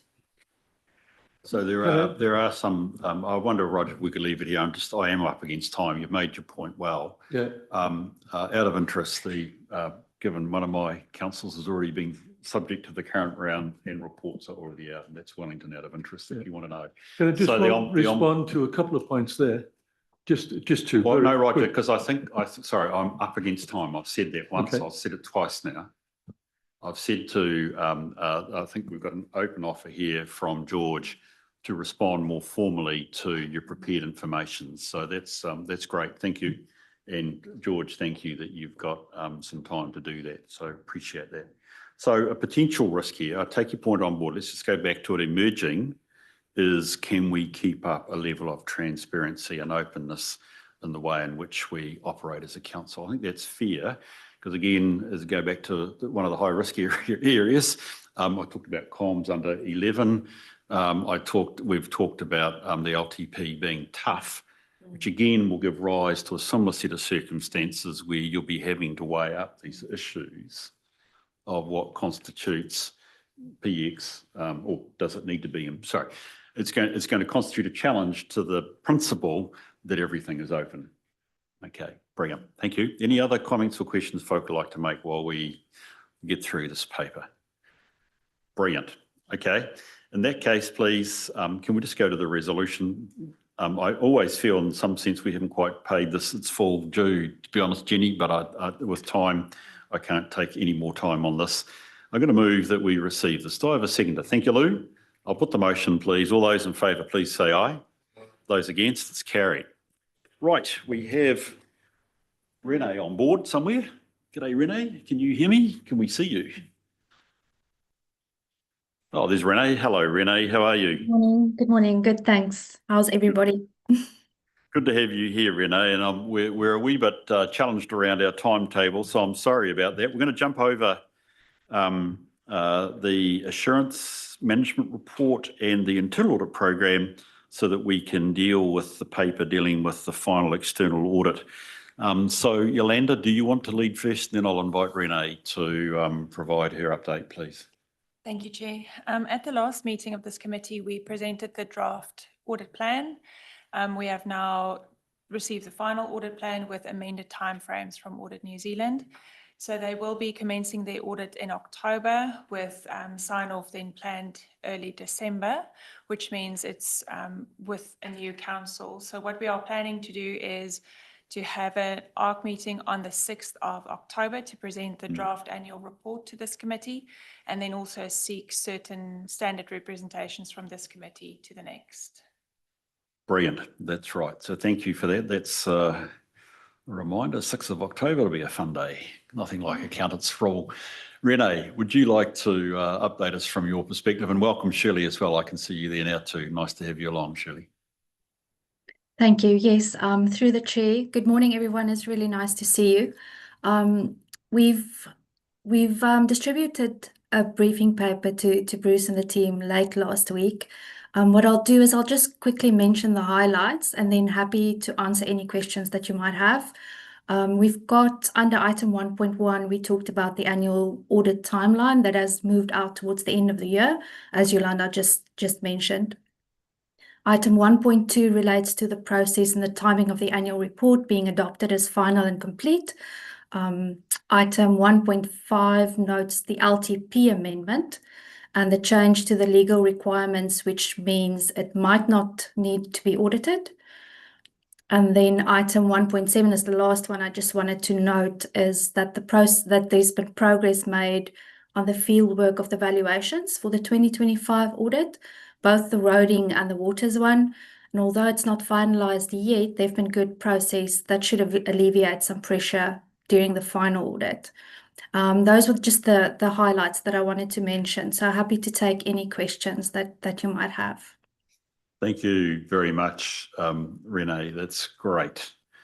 Folk, we have the broad approach. I'm glad that I think to hear the work that's been done around the valuation, and I do hear the future point around the potential for how the amendment does go forward with or without an audit. Folks, any comments here? We partly are also just dealing with the formality of receiving what Renee had very clearly signalled to us as the approach. Is there any questions or comments for Renee or Shirley while we've got them here? No? Yolanda, things are going well from your side in terms of preparation, etc.? Yes, Chair. Great. Well, that's a very simple answer. That's good. And James is nodding as well. So I assume that's the answer we want to hear. And clearly, obviously, the 6th of October is the critical day as far as that's concerned. So let's take that one on board. Renee, I am going to be reasonably rude and say that's it. I think we've got ourselves there. So it's tremendous. If we could move to the resolution, please, which is that it's a double-barreled one, that we receive Yolanda's report and that we approve the final audit plan, which is just dotting I's and crossing T's in terms of previous advice. Do I move in a seconder? Thank you, Carol. Thank you, Monty. I'll put the motion. All those in favour, please say aye. Those against? It's carried. Thank you. Renee and Shirley, I said we'll keep it short and sweet for you, and I do wish you well with your work. We look forward to seeing you physically here, although probably I should be saying thank you. Oh no, you might see me on, you'll see me on the 6th, that's right. Haven't quite got out of the organisation yet. So lovely to see you guys here, and we'll catch you later. Thank you very much. Goodbye.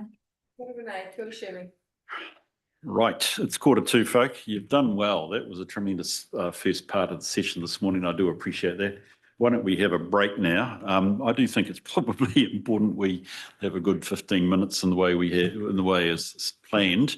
And when we come back, it will be straight into yours, Jade and Aaron, if that's okay with you, please. Thank you. But could I have you back here, Snappish at 11? Because we've got another external presenter, I think, at 11:15 as well.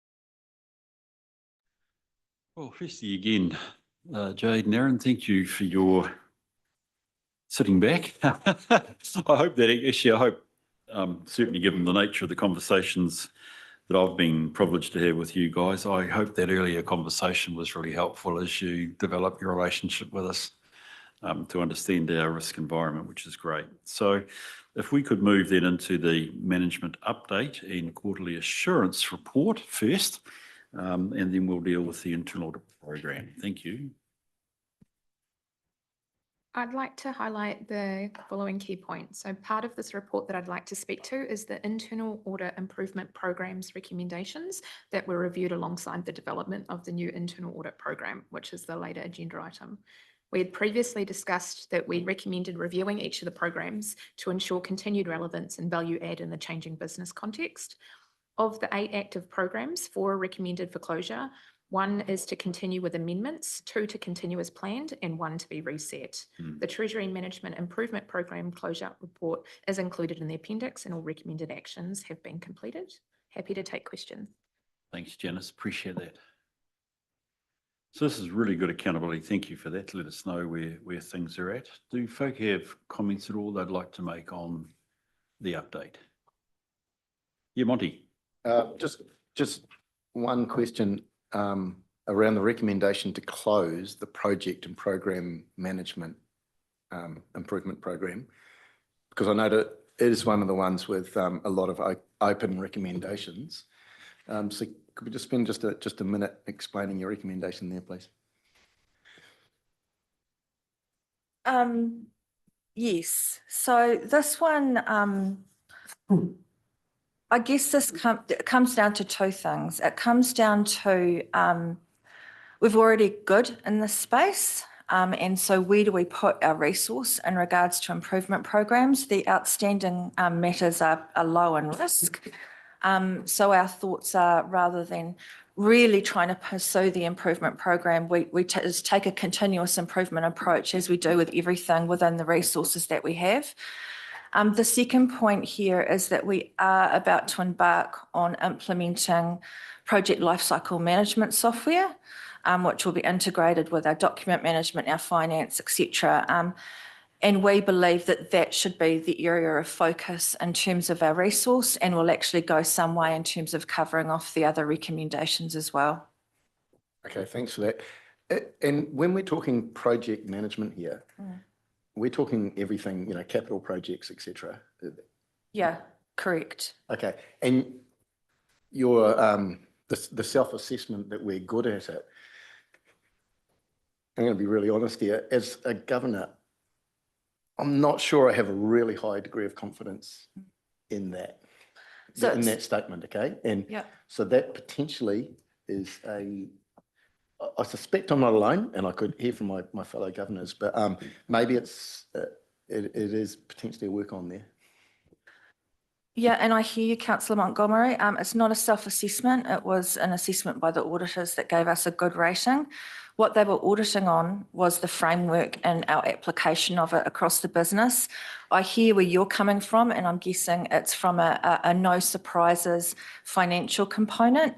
And absolutely, we do need to improve in that space. And that's some of the work that's being picked up in terms of the financial reporting enhancements and making sure we've got really good linkages between our financial reporting and our capital works program.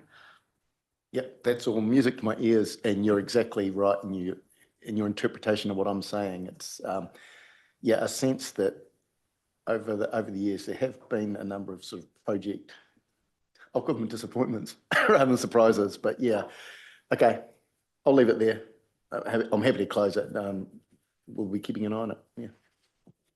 Thanks, Monty. Good questions. Anything else people would like to raise? Okay, I think that's great. Thank you for that, Janice, and that's good. I only had one question actually. Sorry, just relationship to cyber maturity, and we already had a couple of comments about that. The diagram on page 82. My one was cut off a wee bit. Sorry. Do we have cyber security in there in terms of internal audit? See the diagram on the right, sorry, I'm pointing your way there. What do you call that diagram? Spider? You call that a spider diagram? Does it have cybersecurity in there? All I'm wanting to do is that I know we've moved to SAM and we've got some good information around SAM, but I just would like to see it as part of that spider diagram to know whether we're improving as we go along the way. We should this is the snapshot of where we are with these major systems and improvement. And I mean, it's good to see some going out. I'd like to know where cybersecurity sits on that. Just a minor point, but I just think going forward it would make sense. It's not on that spider diagram. No, and I just Yeah. and I just think, well, I mean, yeah, but I just think it would be good. So we can include that sort of information in the 6-monthly update that Yeah. we're seeking to put in place. Yeah, brilliant. Okay. So with that, our resolutions are we received the report. Thank you, Janice. Appreciate that. And we just need to check here, receive and approve the recommendations on the continuation or cessation of the current internal audit program, improvement programs. I think we need to change that or to an and, because I think I haven't heard anybody else disagreeing with things that give rise to both continuation and cessation. I take it that's not a big drama to change that. Do I have a mover for that motion? Perhaps I better move it, since I've changed it. So the second one is going to receive and approve the recommendations on the continuation and cessation of the current internal audit program. People with me? It's that second one. Brent, I move it, seconder. Thank you, Monty. I'll put the motion. All those in favour, please say aye. Those against, it's carried. Brilliant. Okay. Oh, so this is what's the news, Susan? Might as well. Police have confirmed that Tom Phillips was the victim of the shootout.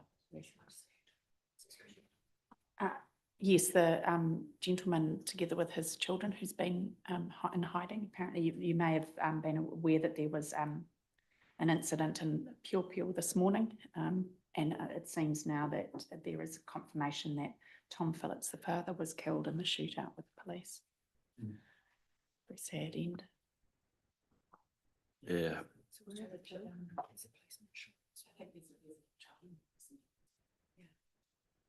Yes, that's very sad, isn't it? Right. Thank you. Yes. Yes.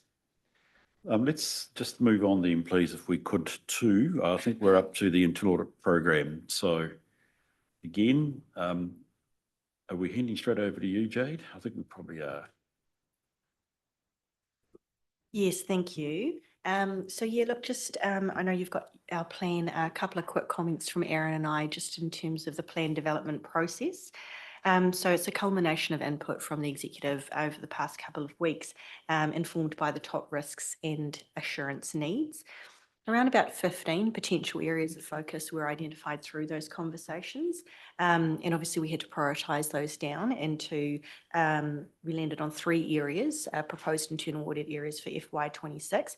And those 3 are all tightly linked to top risks, areas of change and opportunity for council, and where it was felt council required the most assurance this year, and it was the right time for that assurance as well, balancing the resource available for internal audit. The remaining areas we've indicated as potential future year considerations, which we will revisit each year in about May prior to the start of that financial year to confirm the relevance of those particular topics. Might refer you to the block diagram that's in section 2 of our pack, page 99 of the pack. So I'm not sure what page that is in 99 as well. Fantastic. Thank you, Councillor. Erin, do you want to maybe just touch on, what those scopes could look like? Obviously, we're subject to detailed scoping conversations with each of the exec sponsors, but to give a bit of a flavour. Sure. Waikato Water Limited Transition, we propose sort of a real-time program assurance role there, where we provide that real-time assurance, sit alongside the project team and provide that real-time assurance to them over key aspects of the program governance and management. And that's sort of feedback directly to the team as where we see gaps and exposures as they're occurring. And then we provide sort of a summary update and feedback to the project sponsor on an ongoing basis. So that just builds the trust and confidence over time and provides that assurance as the program progresses. Then the second bit is Gen AI, where we look at the sort of maturity level of the governance over the Gen AI, and what are the outcomes and benefits that council is envisaging, and also how you're managing the risk in terms of the adoption of AI. And the third one, sort of growth modelling. We recognise that management has some work underway in terms of growth modelling, and we just provide support to management. It could be around model validation or sort of more strategic focus about the support over their plans. Thanks, Aaron. So yeah, look, our next steps there, if committee is comfortable with the program, would be to develop those detailed scopes and make sure they are on point, share those back in due course, as well as the more detailed timeline as well. I might pause there for any questions. Yes, Monty. Just on the growth and DC modelling, Aaron, you talked about the growth component of it, which makes sense. Is the scope intending to get into the DC model and the validity of it? Yeah, so the way I see it working, obviously, is we work with our internal auditors to inform the scope, which is obviously pretty critical. We haven't quite got there yet. It's about validating the inputs. So our assumptions, we know we had issues with our long-term plan about how we validate some of our assumptions around growth. And then, quite rightly, Councillor Montgomery, in addition to that, is how we calculate DCs, model them, things like that, and the model itself. Oh, thank you, Steph. So, yeah, I see it maybe less time focused on checking that the model's doing what it says it does, and more about informing and working with us in terms of how we do the modelling, because that's where, this is a very, very complex area, and we know that. We currently do it on spreadsheets, and that's not sustainable for the level of risk. Thanks, Monty. Any other questions? You're breathing heavily through your nose? We're on the same page as usual, so yeah. Thinking the same things. Yeah, I think we are. The how is really, the principles and how are as important as, well, I mean, the calculation is important too, but it's the principles that go behind it. Folk, any other thoughts or questions? The other thing is I always like the colour coding on this one as well, back with the triangle. So it does show an emphasis. If you go back a couple of pages to the triangle, it shows you this is the majority are in the value enhancement area. Jade, I like that. I think that is reflective of, and I like how you enunciated principles under which you made some of these choices. And I think equally, if we refer back to our conversation a wee bit earlier on in terms of strategic risk, this seems to fit well within those. So I'm comfortable that we're going down the right track.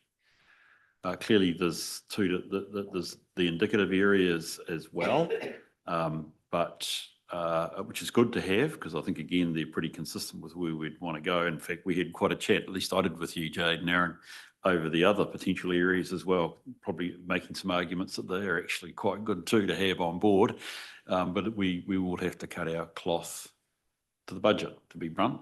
So I totally get that not all is possible, but obviously annually, and we would earlier than this, but next year, presumably June, will be the time to confirm that the indicative areas are still worthwhile doing, and indeed fit the program.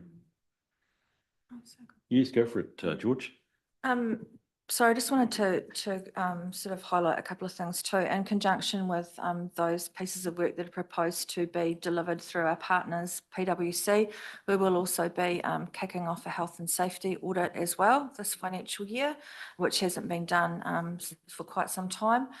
The other thing to note is when Bruce touches on the value enhancement, that's been a real conscious decision on our behalf in terms of seeking to focus in that area and also move into sort of some more agile, more real-time assurance rather than our historical approach, which has always been quite a do this piece, do that piece, which is good. But for the next 12 months, we need to be a little bit more agile in terms of how we're approaching our assurance function. Thank you. Any other comments? If not, can we go to the resolution, please? Need to find it first, which would be helpful. Page am I on, George? Sorry? 88. Oh, 88. There we go. Thank you. I've got them. We received the report, which we'll do from Janice. Thank you. And we receive and approve the proposed Waipa District Council draft internal audit plan. Thank you, Monty. Thank you, Lou. I'll put the motion. All those in favour, please say aye. Aye. Those against, it's carried. Thank you, Jade and Aaron. We'll get you back online, I think, if we can, just a wee bit later in the afternoon. We have a committee only time, which would be superb. So thank you for being here this morning. Again, I hope you're encouraged by the conversation and indeed by the fact that we're certainly looking forward to the work that you, along with our internal auditor, does. It'll be wonderful to have you. So catch you later. Sorry, Bruce, I'd just like to acknowledge Jade and Aaron. They had to do this piece of work at pace. Yeah. And they accommodated us. So I really appreciate that. Thank you, guys. All goes well for the future, which is tremendous. Okay, now we are taking another slight jump, I think. With the luck we've got Haven. Yeah, Haven's there. And Haven, I think you probably have a colleague from Tonkin and Taylor on board as well. James, I think it is. So if James is he on the screen, Zoe?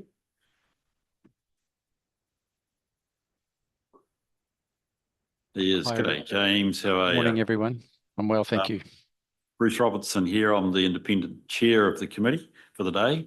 And welcome to the meeting, James. And Haven, welcome back. I think you've grown a beard since I last saw you, mate. Can I comment on that? Hey, this is a great piece of work, buddy. So look, I'll put it over to you and James in your hands. Thanks, Bruce. Okay, and I understand there's a few time pressures, so we will try and keep things snappy. We have got a few slides together to work through. Just noting there, as we mentioned, we've had James help us from Tonkin and Taylor. He is the Technical Director of Climate Change at Tonkin and Taylor. He's helped out at the national level in the Climate Change Commission and MFE and advised on how they do these climate change risk assessments. So we did want to tap into all that knowledge to make sure we were thinking about things the right way here. But yeah, I'll give a quick summary of the work, the purpose of it, the methodology, and then hand over to James to talk about the methodology in a bit more detail and some of the results we've found, and then jump back and provide an overview of where to next. So the purpose of this work was to understand the physical climate change risks to council's own assets and infrastructure, rather than wider community climate change risks. So it was really just focused on all our own services. We do have some work to think about those wider climate change aspects coming up, and we're trying to work that out over the next year. And just noting that this aligns with Audit NZ expectations and best practice planning, and through our most recent LTP, this piece of work has been very helpful when we liaised with Audit on our LTP planning.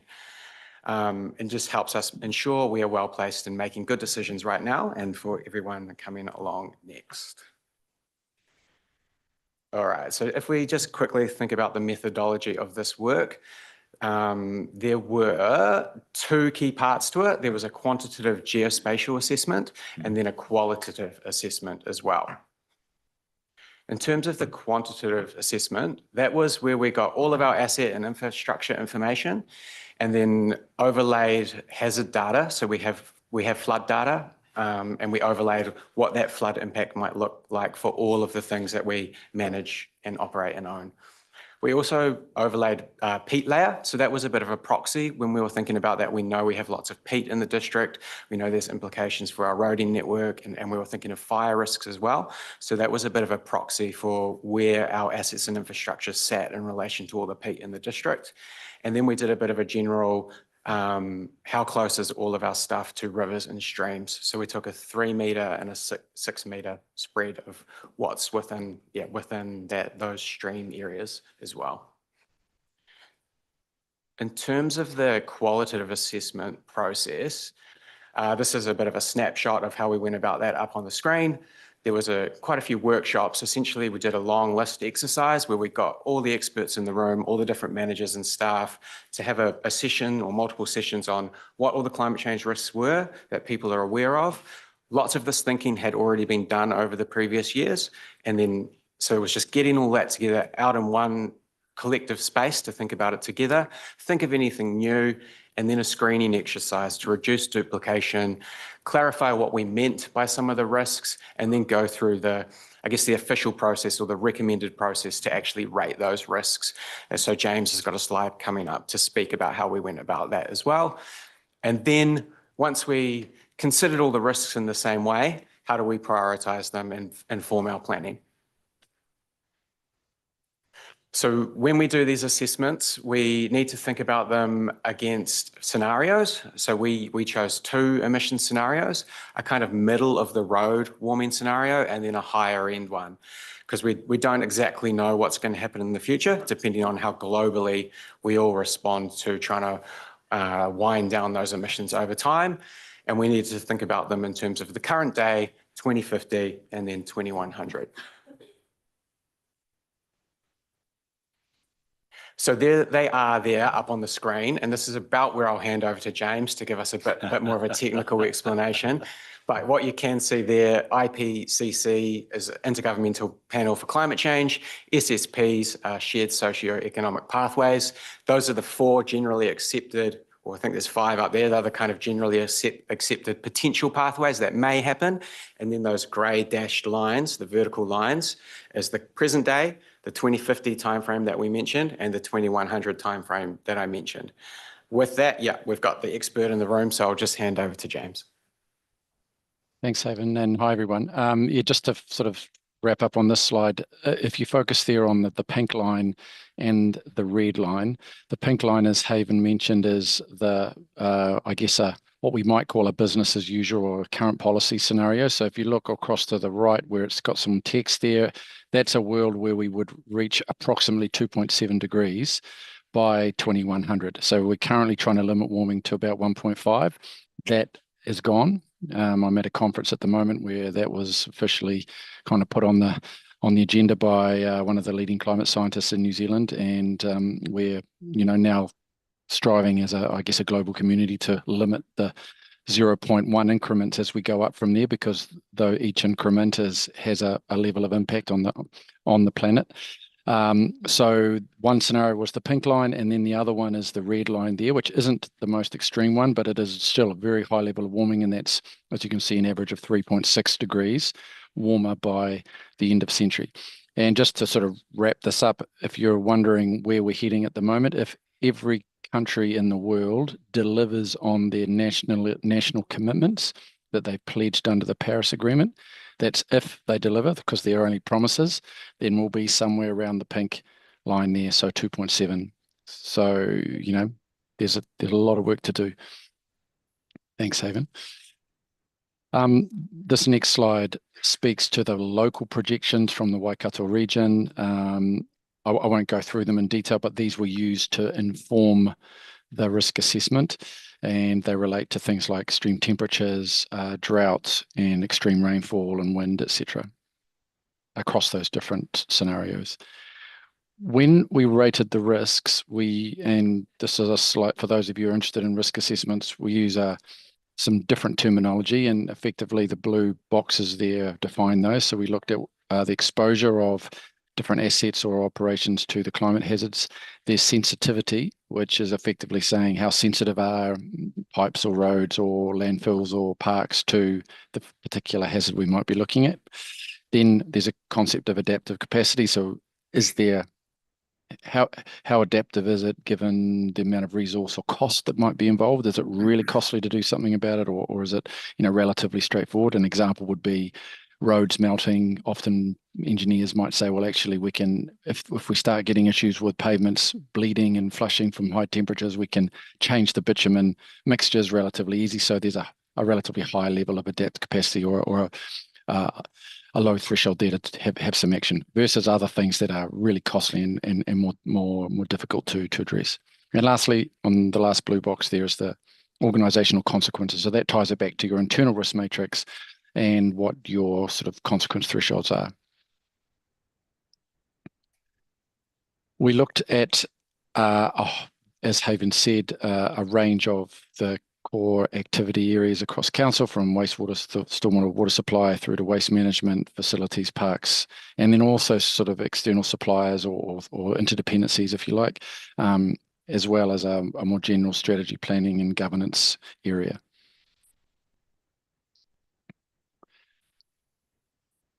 So, Haven, I can talk to this if you like, but don't focus on the detail. But this is just an example of what was delivered from the spatial assessment. So we took all your assets and overlaid it with flooding, and as Haven mentioned, the peat layers and also how close assets were to rivers. An example might be just in this bottom red boxes there, which is your pensioner housing. You could see the left box says, I think I read 11. So that's in the current floodplain, the 1% or 1 in 100 year floodplain, there's 11 pensioner housing areas exposed. And under the future climate change influence 1 in 100 year floodplain, that increases to 20. So those are mapped, and we've got data like this for a whole range of different GIS areas of interest and across your different asset types. And that's on a map. We actually built a little viewer that's easy to kind of generate the data and get summaries out that are of interest to different teams within council. So this is just an example there that shows where they're located in Cambridge, Te Awamutu and Pirongia. The qualitative risk assessment was probably, for those of you again are familiar with risk assessments, has a sort of traffic light system and a big spreadsheet with a bunch of tabs in it. This is just a snapshot around transport. Probably the key thing to note there when you look at the right-hand side of this is that there are 5 risk ratings. The left-hand one is the present day risk, and then it moves across to mid-century in the next 2 columns, and then the end of century. And each of those 2 columns relate to the business as usual scenario I mentioned, and then the high warming scenario. So if you look at the bottom one that starts at low, moves to moderate, and crosses up into high at the very end of century under the worst case, whereas the other ones are already very high risks in present day, given the conversations and the rating that was done.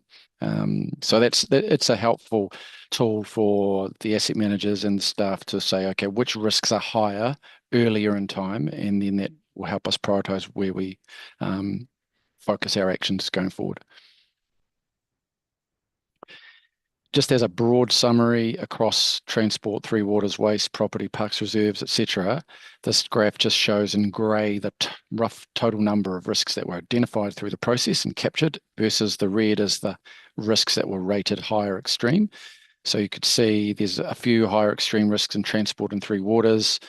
Sorry, this is only in the present day, not moving forward, just a brief summary. There were no higher extreme risks present day for waste, but parks and reserves had quite a number. And I think that makes sense given that the natural environment, vegetation, whether it's native or exotic, and these outdoor spaces are obviously more exposed and sensitive to climate impacts, and hence there's a higher number of higher extreme risks that were rated through the parks and reserves category. Thank you, James. So just quickly on what to do and where to next with these findings. So this work has been shared with all the managers, so all the asset managers and staff across the organisation. And the main way it's going to be used is to inform future planning through LTPs and annual plan processes. All those risks will be pulled over to our activity management plans, and the teams will be able to go and look at both those risks as well as those GIS outcomes and think about that in terms of what they need to do and how we can respond.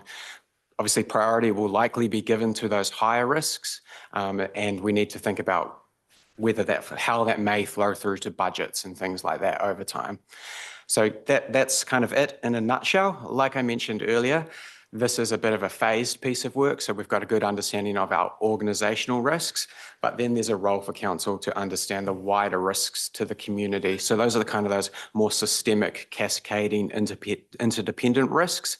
So we're coming up with a way to do that work over the next year as well. But I will just pause there and see if there's any questions. Thanks, Hayden. Lou. Thank you, Nathan. That's an excellent presentation. The first thing I'd like to say to you is, as I said earlier, what you're doing with climate change and what I do with emergency management actually interlock completely. Okay, so we're talking of exactly the same things.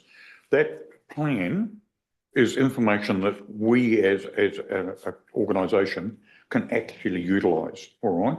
We've got to remember that we are Western Waikato, so we do not actually, as civil defence, actually concentrate on Waipana, but we also have Otahuanga and Waitomo actually integrated with us. So this sort of information is going to be critical for us to be able to plan and work together for emergencies to get that one thing of the 4 R's resilience that we need. So this is really good and, groundbreaking stuff. The problem I've got is that we don't have that at our level, at the joint committee level, and we need to do that. And with the situation I've already mentioned and Steph's related to as well, was the fact that the government is now going to give us far more control and requests to actually adjudicate to these issues for civil defence, particularly after what happened in Cyclone Gabrielle on the anniversary weekend. So all of these things have come about. So all I'm asking is that information is made available and particularly the plans and your results, okay, that we can actually address that and utilise it as a format, if you could, please. Thank you. Yeah, no, thank you, Councillor Brown. 100% agree with sharing with our colleagues, and obviously we're part of the area that you mentioned. So happy 100% to share and work more regionally together. I believe there's a regional resilience forum tomorrow, so I will probably interact with the staff from those councils tomorrow, and we can think about the next steps as well. Thank you. Carol, appreciate it. Thank you, Haven and James. This is a really good piece of work, and I like that you prefaced it with being a journey, and this is the first step on the journey around the identification.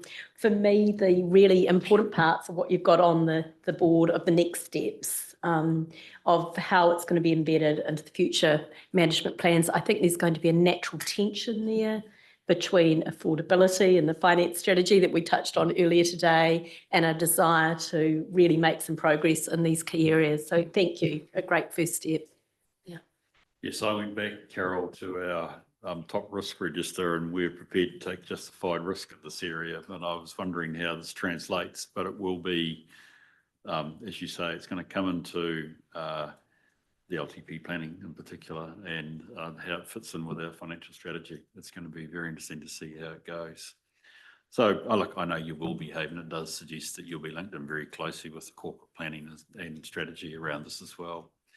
Look, I'm probably reflecting a wee bit on Lou's work. The one thing I did wonder on this one is there any form of regional, you've talked about a meeting tomorrow, is there any sort of regional planning around this? Because I mean, it strikes me that the information you now have, which is tremendous for Waipa, even if it's only in Lou's areas of interest for Otahuanga and Waitomo, would make a lot of sense from an emergency management planning perspective. Is there a broader initiative, CoLab, something that is picking this up?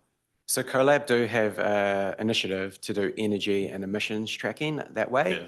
I guess there's a regional group that's formed informally. So myself and colleagues in equivalent roles throughout the councils. It's kind of really gained legs in the last 12 months, I'd say.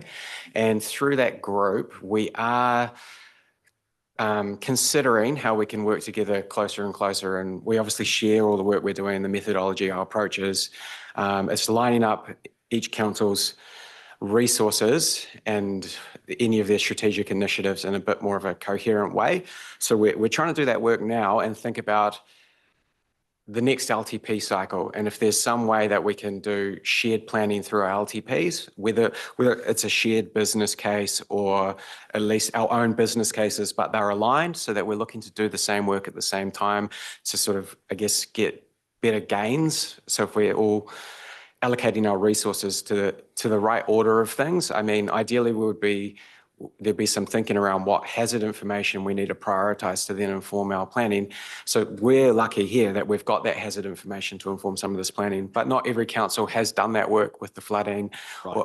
So there's kind of, that big picture thinking that there is a group regionally working to try and make that happen and align it up with the LTP process. So this is very much around impacts, but our risk is also about mitigation. What's happening on the mitigation side? And I mean, that goes back to the diagram that James showed us, which said 2.7 might be where we hit. Yeah, so mitigation is, I guess it's primarily central government initiatives to try and drive down those emissions. Everyone's got a role to play there. We've all got our own goals. Lots of the heavy lifting can be done at the central government level around the whole globe, right? In talking to the regional group, we are trying to determine if that's something that we can work on the emission side of things a bit closer. I don't really have the answer, but we all know that that's one big side of the equation of climate change. Yeah, I mean, look, this is, as I reflect your point, Carol, is a tremendous step forward in that, but I'm conscious we state our risk as mitigation, not just of impacts, but actually in effect mitigation of our emissions. So somewhere down the track, there must, I presume there'll be a parallel or a complementary piece of work done as well. Yeah, we would definitely do have emissions in mind. So we do have goals to reduce emissions as a proportion of staff, as a proportion of spend. We do have a roadmap to reduce our emissions over time. It's just is there a way to work, I guess, better regionally and instead of every organisation trying to do it on its own? Yeah, no, that's great. Thank you for that. Any other? Yes, Lou. Finish off with that. I totally concur with having a regional approach, all right, because floods don't stop at a boundary. They move on, and we're like the ambulance at the bottom of the cliff. You're trying to mitigate at the top of the cliff. We're trying to mitigate at the bottom. But the problem is with all these emergencies, drought, for example, can affect 8 or 9 councils completely. So these sort of issues have to be coordinated and cooperate with everybody so that we're all operating on the same page. So I just want to reiterate that, please. It's very important for us because unfortunately we do find councils don't tend to, some individuals can consider it, as being important enough to do something. Thanks, Lou. Any other questions or comments? Yes, Monty. Just quickly in response to your comments about mitigation pathway, we do have something of a roadmap. We do have a mitigation pathway. We don't have a target as yet, but I suspect that will be a debate that's coming reasonably soon, partly driven by finance, etc. So, yeah, we're reasonably onto it, I think. Yes, yep, that's tremendous to hear. Thank you. Why don't we move to resolutions, please? I've gone back to the previous paper for some reason. Our recommendation, look, it's very simple that we received the report. Seems a bit short, Haven, and indeed James, but I've gone too far here. Where am I? Oh, I know where I am. I was doing the discretionary spend. 147, thank you. Appreciate that. Let me backtrack. It still is just to receive the report, which seems, I say, somewhat a name to what is actually a really important piece of work. Thank you for that. I'll be very keen to see that it does get, from a corporate perspective, we just signed off on our strategic risk haven, that this gets, or rather our work complements how this is approached as well. So that's a broader corporate discussion inside the council, but it would be great. Okay, so thank you, Lou. You've moved it. Do I have a seconder, please? Thank you, Carol. Put the motion, all those in favour, please say aye. Those against, it's carried. Thank you very much. Hey, thank you, Haven. Appreciate that. James, thank you for stepping out of your conference and being here. It's been very informative and helpful. Thank you for being here. My pleasure. Thanks, everyone. Have a good afternoon. Nearly an afternoon.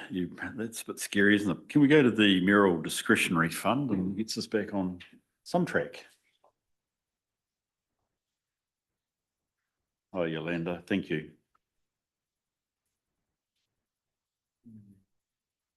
Thank you, Chair. This is an annual report that we bring to this committee with regards to the spend on the mayoral discretionary fund. I'll take the report as read and we'll respond to questions. Thank you, Yolanda. Appreciate that. Chance just to contemplate us. Any comments or questions? Susan, is anything you need to say? You're happy? Most of them are pretty self-explanatory, except for perhaps the last two in the table there. And if people, would people like me to perhaps provide greater detail, or are you comfortable that my discretion was exercised appropriately with the obvious I have no questions, but my colleagues, do you have questions for Susan? No? I think we're all fine. Monty? Just a question, not about the expenditure, but just about how we deal with this. If this wasn't sort of voluntarily reported, would it just not be reported? Would the auditors pick up on it? Does it have to be reported in our annual report or not? It does not need to be part of the annual report. It was a recommended process from Audit New Zealand about 3 years ago, that we started to implement this. That's good. I fully support it. I just want to understand where it came from. Experience from around the country that there's an annual report on the use of discretionary fund, and it's much to protect our mayor as it is to do anything else. So there's a chance for accountability. I think we're, Rob. No, I was just going to point out that it is retrospective and that the mayor has the discretion to use that fund without any reporting during the year. I think it's quite reasonable for the amount of fund that it is. Yeah. Brilliant. So do I have somebody prepared to move the motion that we receive the report? Monty, thank you. Carol, thank you. Put the motion. All those in favour, please say aye. Those against, it's carried. Thank you. Yolanda, the outstanding management report items. Thank you, Chair. Again, this is a report that we bring to the committee every meeting. It's just an update on the progress of the outstanding management report items. I'll take the report as read. Thank you, Chair. Thank you. Look, obviously the critical thing is, will we satisfy our auditors when they come back in? And I guess that will be the real test on this. Folk, any questions for Yolanda? I think I worked out, was about 4 items that are still in progress, and even wonder whether you were being a bit hard on yourself because it looked like you were doing the actual action, in which case I don't think there's any further action, but that'll come out. Yep. Can I just make a comment? Because having worked at other councils in a CFO capacity, I've never seen a register without the issues around vested asset reporting and reconciliation, work in progress, closing of final balances because of the disconnect between the asset management systems and the finance systems. So that I've never ever not seen these particular. This is a theme with just the way our systems and delivery models work, and you'll see that's noted in one of these as it's disparate processes. So it's just something we need to always be very conscious of and working very closely with our capital team. So just saying that these are nothing unusual, not using as a justification for why they've arrived. I mean, if I looked at the broader stuff here, James and Yolanda, you're right. There are a common theme around, cut off, WIP, vested assets, capital commitments. From a systems perspective with this annual report, any particular issues for us? We're comfortable we're over the top of those? We've spent quite a bit of time on the vested asset process. We are doing pre-work for the commitments before we give it to audit when they do arrive. So we've really tried to put processes in place to make this audit as smooth as possible. Yeah, brilliant. Okay, that's wonderful. I've got no more questions. Anybody else have any questions? So if we go to the resolution, it's that we received the report. Thank you, Yolanda, that you actually are acting on them. It's great to have that accountability. I'll move from the chair. Thank you, Susan. Second. All those in favour, please say aye. Those against, it's carried. Righty, the long-term plan. This is a good one. A closeout report, Melissa. That's tremendous. And Kirsty, well done.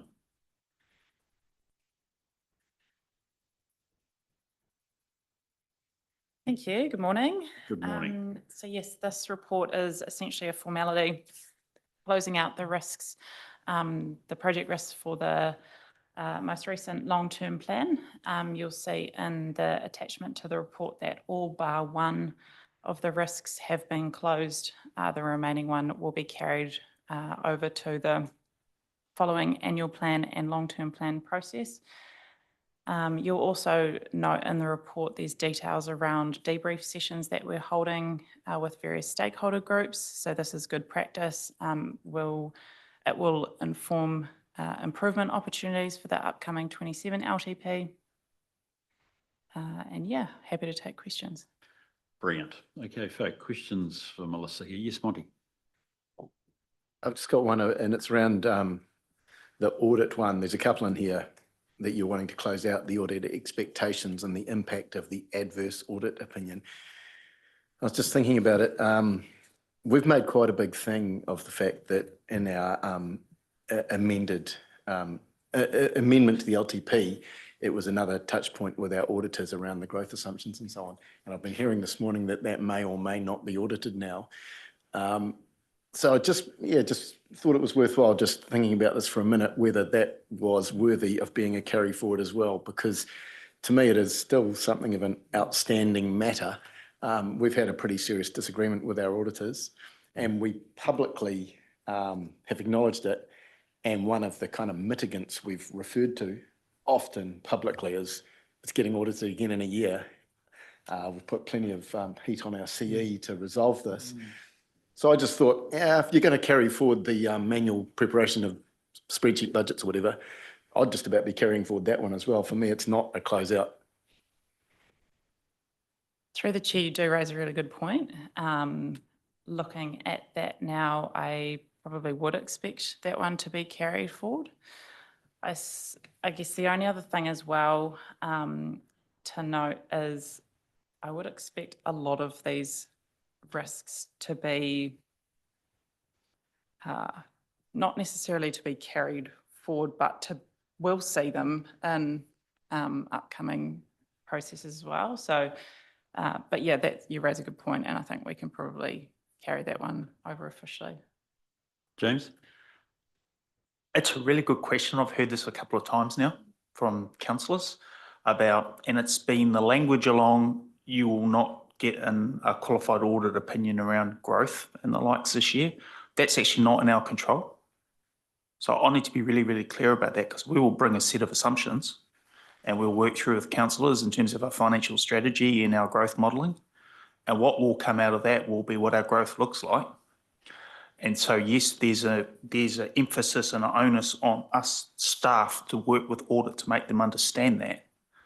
But I think just harking back to the conversations we've had is the councillors were happy. Well, maybe happy is a strong word, but they were somewhat happy with the assumptions and the modelling we had used, even though we couldn't get audit across the line because it didn't meet their requirements. So this is almost, I'm just trying to set the expectation here that this isn't a black and white yes or no thing, right? Does that make sense? Roger. Yeah, thanks, Mr. Chair. And perhaps there's a bit of a point of clarification for me as well, because I know that we did an LTP last year and there were some very necessary learnings from that, but learnings towards what? And I'm not, from what I hear, we're obviously doing a revised LTP, but are we also doing an annual plan? And the considerations for an annual plan, I mean, in an annual plan, my understanding is from the last 6 years, that really on an annual plan, you only look at major defined variations to the LTP. Like if you want to make any changes, the changes have got to be in the LTP, so the annual plan just becomes kind of endorsing what's in the LTP, and yet we're changing the LTP because we're amending it at the same time. So can you tell me how does that process work? Which one takes priority? And because I mean, they're both going to take a heck of a lot of effort again, but which one do we get to inform which other one? So we are, given the circumstances, legislatively required to do both. So every year, so we have to do a long-term plan every 3 years. And in the 2 years in between, we have to do an annual plan. That's a non-negotiable. There is, and it focuses on that particular year. So for this, it'll be the 26-27 annual plan. The long-term plan amendment is triggered by the decision to move waters to a CCO. That is also something that is required by legislation because it has triggered that threshold. Hence the reason we're doing both. I guess there's something a little bit different about that long-term plan. At this stage, there is no need to consult and no need to audit. And that change in legislation or that change in requirement has come through the water services legislation that's going through Parliament at the moment, and it's negating those 2 requirements. We're also not necessarily required to consult on the annual plan. There's particular thresholds around that, and at the moment that is also not triggered. Yeah, I understand the reason why we've got to do it, and I understand the fact that we are going to do it. But because of the changes that are pretty major in terms of Three Waters disappearing and possible Local Government Act, Amendment Act coming through, there will be considerable change, and that change will start from year 2 of this current 9-year plan that we've got. So it will change that year 2. So the annual plan will be looking at year 2. So is it going to look at year 2 of the existing 9-year long-term plan, or is it going to look at the amendment that we create on year 2 of the revised annual plan? So, I mean, good question. Steph, have you got a? James. Oh, James, okay. Yeah. Bearing in mind, I'm not a strategist policy person, but here's how I would see it working, and then Melissa can correct me, is so we went up to consult on taking the waters out. We now have to do an LTP amendment, right? So we all have year 2 to 9 of our LTP amendment, which should be 9. We would just strip waters out of that and say, here's your LTP amendment. That would be at quite a high level. We would then do a detailed annual plan to show what our current year's work plan looks like. And then obviously we will then prep as well for the next LTP from 27 forward. So what I'm saying is LTP would just be strip waters out because that's what we're going to consult on. That would leave your current LTP, go out with a detailed annual plan, work through our work plan. But if anything significantly changes in terms of what council, outside of our significant policy, whatever, then we would have to go up for consultation. So the long-term amendment that we're doing, even though there's a possibility that that Local Government Amendment Act will by then be law, we won't be taking any consideration of that in the revision of the long-term plan, because all we're doing is taking waters out. No, I think that we would have to, sorry, Minister, if I jump in. We absolutely have to take into account any legislative change, Roger, all the way through, and we'll be doing a constant a run of what's happening legally to make sure that we're compliant. I guess what we're saying is that, and what I'm hearing from James too, so we need to watch that environment very carefully as we go through and start to develop a short-term approach to the LTP, because remember, in the following year, we have to do another LTP, which was the one that we would look to fundamentally change, because it would give us time in that lead-in year between 26 and 27 to do another big one. But and if we keep trying, if you decide as elected members that you just want to keep a tight ship for the next year to allow us to get through this change period, that would enable us to go out probably without consultation.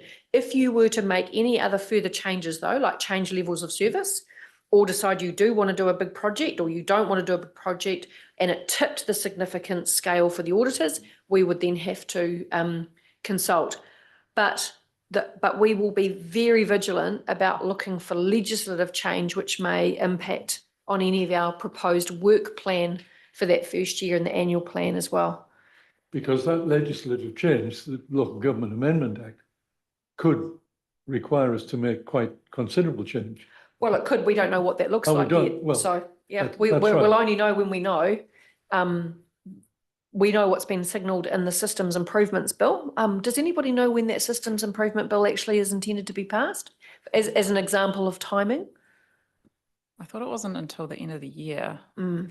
December. So this is the environment, to Bruce's earlier point, that we'll be developing an annual plan and an LTP amendment in a year when there's substantive legislative reform moving at pace. And so council is going to have to, we're going to have to operate quite differently to what our normal practice would be in terms of responsiveness and adaptability. Can I just characterise this to make certain I've got this right? The majority of the amendment will actually affect the equivalent of years 3 to 9 of the LTP. So year 2, which is the year you're going into, Roger, is relatively unaffected by the amendment. So I'm just trying to deal with your concern about it. So in effect, subject to the systems amendment bill, if it was to, which I suppose, well, I think they said in the end of the year, didn't they, Melissa? In essence, your ability to annual plan now is relatively intact with the existing LTP, because when you also deal with the amended LTP, the year you're looking at with your annual plan is more or less the same. It's going to be it's the subsequent year when you transfer your water assets and debt, or in whatever form you do that, I know there's a bit of debate around that, to WWDW, that's where the real impact comes on your existing LTP. No? No, because the water assets go on the 1st of July 2026, so it will be. Oh, okay. Oh, yeah, it does. Okay, yeah, it sorry. will be. What you said is absolutely correct. It'll be next year that we've got it'll be this year, but everything else spot on. Those assets for which we've got to do, those assets for which we've got to do the LTP occur as of July the 1st next year, which is actually the year that we will be looking at the annual plan for this year. So they are the first major year of the change. Which that will be Yeah. LTP 2 under our current LTP. That's right. Yeah, and which we will be looking. I can understand what you're saying. No, I'm wrong. I'm You're- wrong, Roger. yeah, Shoot me down. But I had it wrong. think it's, and that's why I'm finding difficulty. No, I agree. No, it was just I didn't realise when your assets went. I think with priority, the way you look at it, and again, I'm open to correction here, is in effect, you do your amendment. Okay, and that is going to give you your starting base for your annual plan. Okay, if that gives you a sense. Now, I think there's a need here for clarity, isn't there? And obviously some changing perspective of certain, if the Systems Act in some way changes what you've got to do. But I think we're trying to close out a point here, but it's naturally given rise to us thinking about the future, some clarity about what that actual, a combination of what is the legislative requirements along with the practical steps we'll take when and where. And I think my concern as well is with those two different reports and the likelihood that one of those reports is going to have some major change, which my understanding is will prompt consultation. No. No. Only it's per, as our chief executive officer said, if you fundamentally change the work plan of council and it meets the audit significant, otherwise, no, at this stage. Actually, meet your own significance, not audit significance, your own significance. Yeah. Yes, Melissa?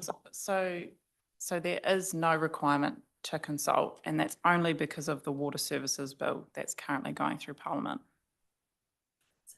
If it's enacted. That And can I negates, clarify, there's no obligation to audit either? that is correct. Because that's different to what we thought was the case. Well, remember that the last waters bill only came in on the 17th of August. So, you know, and today's the 8th of September. So this is a great example of rolling at speed. So, yeah. That is to try and reduce the onerous nature of the process for local government. Sorry, Susan? Just clarification that the select committee is due to report back on that by the 18th of November, but then of course it's got to go through the final stages before it seeks royal assent. Good.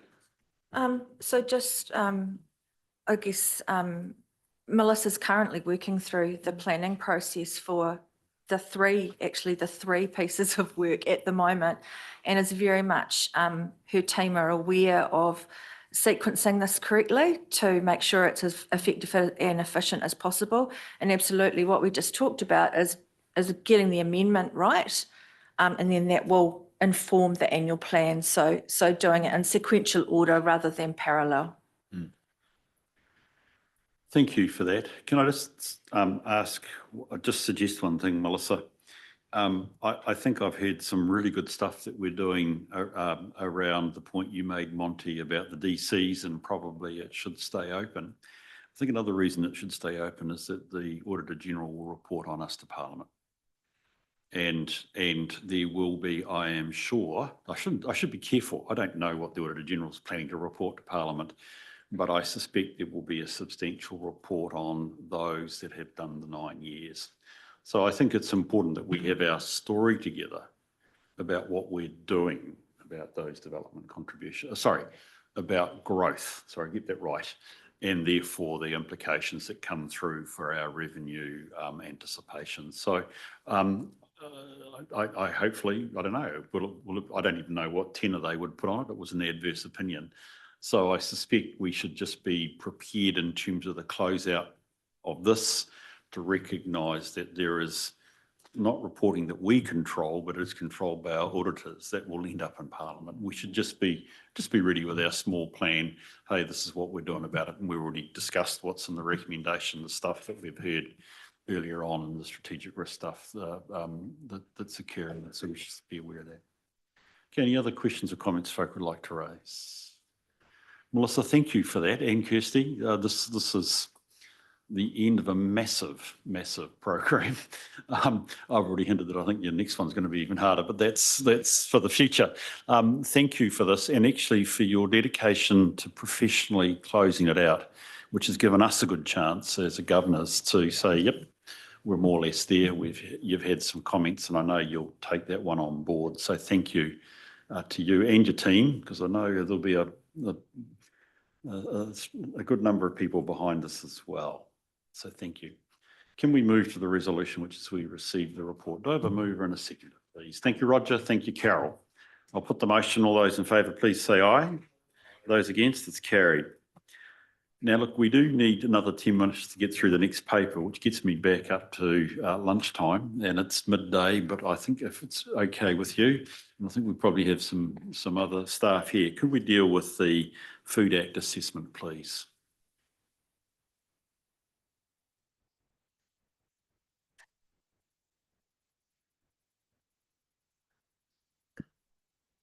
Thanks, Carl. On your hands, buddy. Appreciate it. Good morning. Thank you, Mr. Chair, members.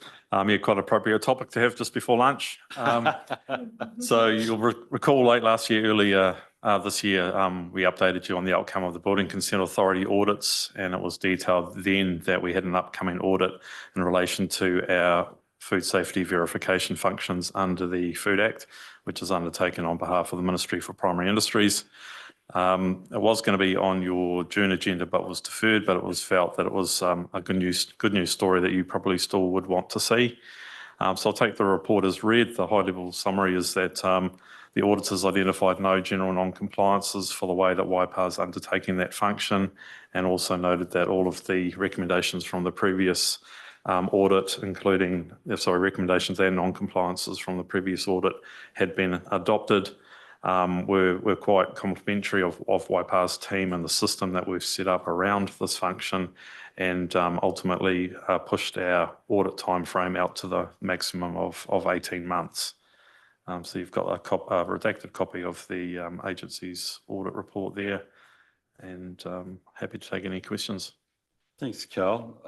In my views, this is a really good news item, so it is worthwhile having on our agenda.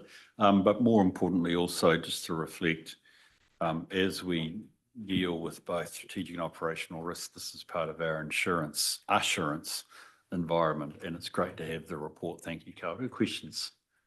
Comments, Roger? Yeah, just well done to the team, Carl. It's a really, really good news story and great to see. Thanks. Thank you for that. Any other questions or comments folk would like to make? Yeah, yes, Lou? Quick thing, Carl, just quickly through that, the inviting of Waitomo staff, is that as far south as you go with doing these food clusters meetings or not? Through the chair, so at the moment, yes, we have a formal shared service arrangement with Aotearoa and Waitomo, but through the Environmental Health Officers Institute and other forums, there is wider cooperation across the region, but in terms of performing services, that's as far as we go. So in effect, this covers off Aotearoa and Waitomo's statutory responsibilities as well, Carl?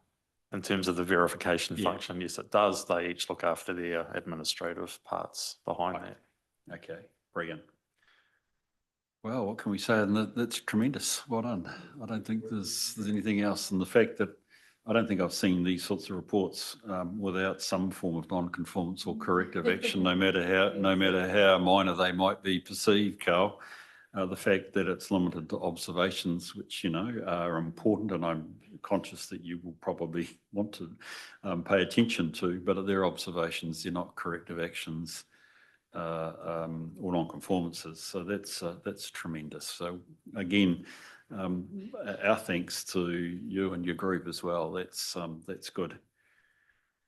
Can we move to the resolution, please, which is we received? Happy to move. Thank you, Lou. Thank you, Susan. I'll put the motion. All those in favour, please say aye. Those against, it's carried. Thank you, Carl. Thank you all. Appreciate that, buddy. That is really superb. Look at that. Thank you for your support so far. We're only 5 minutes behind, so pardon? We'll get ourselves there. Okay, let's enjoy some lunch. Okay, thank you. You've got an hour today. Got an hour today. Thank you.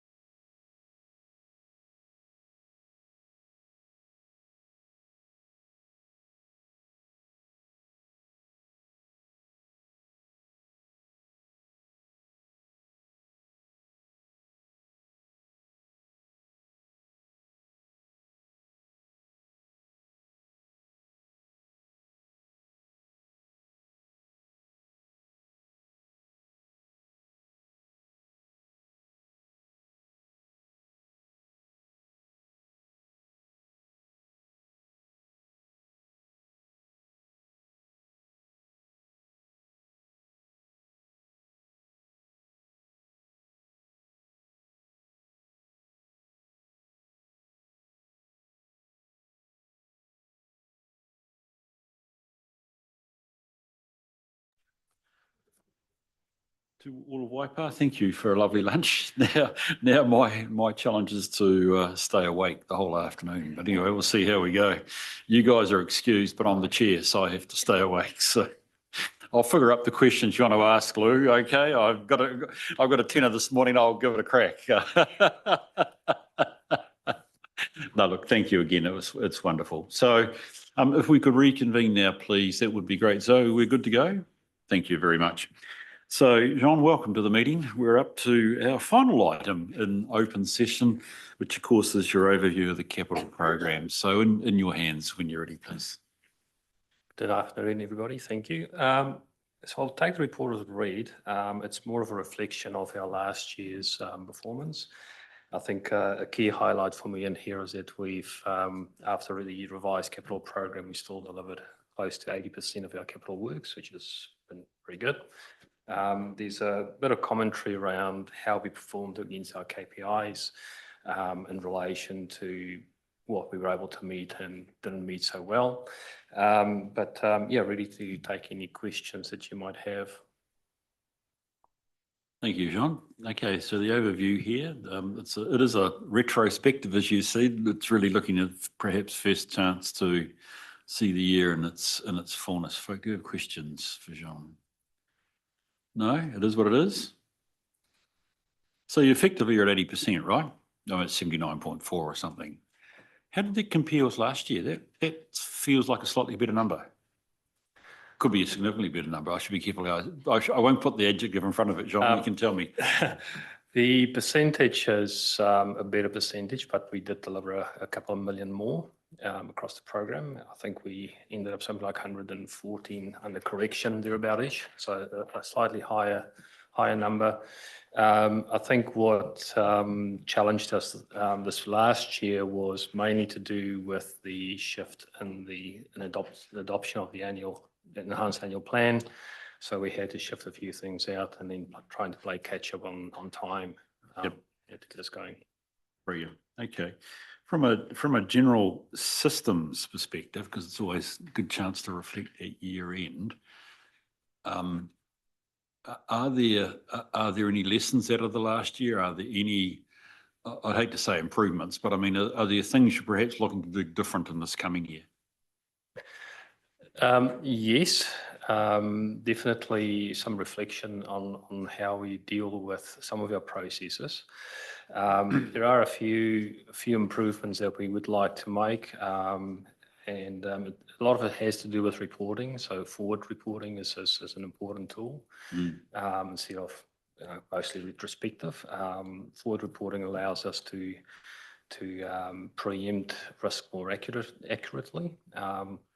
And seeing as this is mostly risk focused, is how do we incorporate those risk actions proactively into our program. So those are some of the things that we're looking at. There'd be a few mechanisms that we can use to make that happen. As I said, reporting is one tool, but there's also things that we can do in our project delivery to enable that. Brilliant. I suspect somewhere further down the track, the committee will be interested in that, in the broader sense of project management risk, but it's not, you will find the appropriate time to bring that forward. That'd be great to hear. Yeah. Okay, folk, I don't sense there's any other questions here. I wonder if we can just go to the resolution, please, which is that we received the report from Jean. Thank you. I'll move it. Thank you, Carol. All those in favour, please say aye. Those against? It's carried. Right, with the resolution now for going into public, the Freudian slip, and the public excluded. I've looked through the items and I'm comfortable that there's good reason that they be in PX. So I'm going to move from the chair that they do that. Do I have a seconder, please? Thank you, Lou. Any questions? Any comments? Not questions. Any comments you'd like to make? No? In that case, I'll put the motion. All those in favour, please say aye.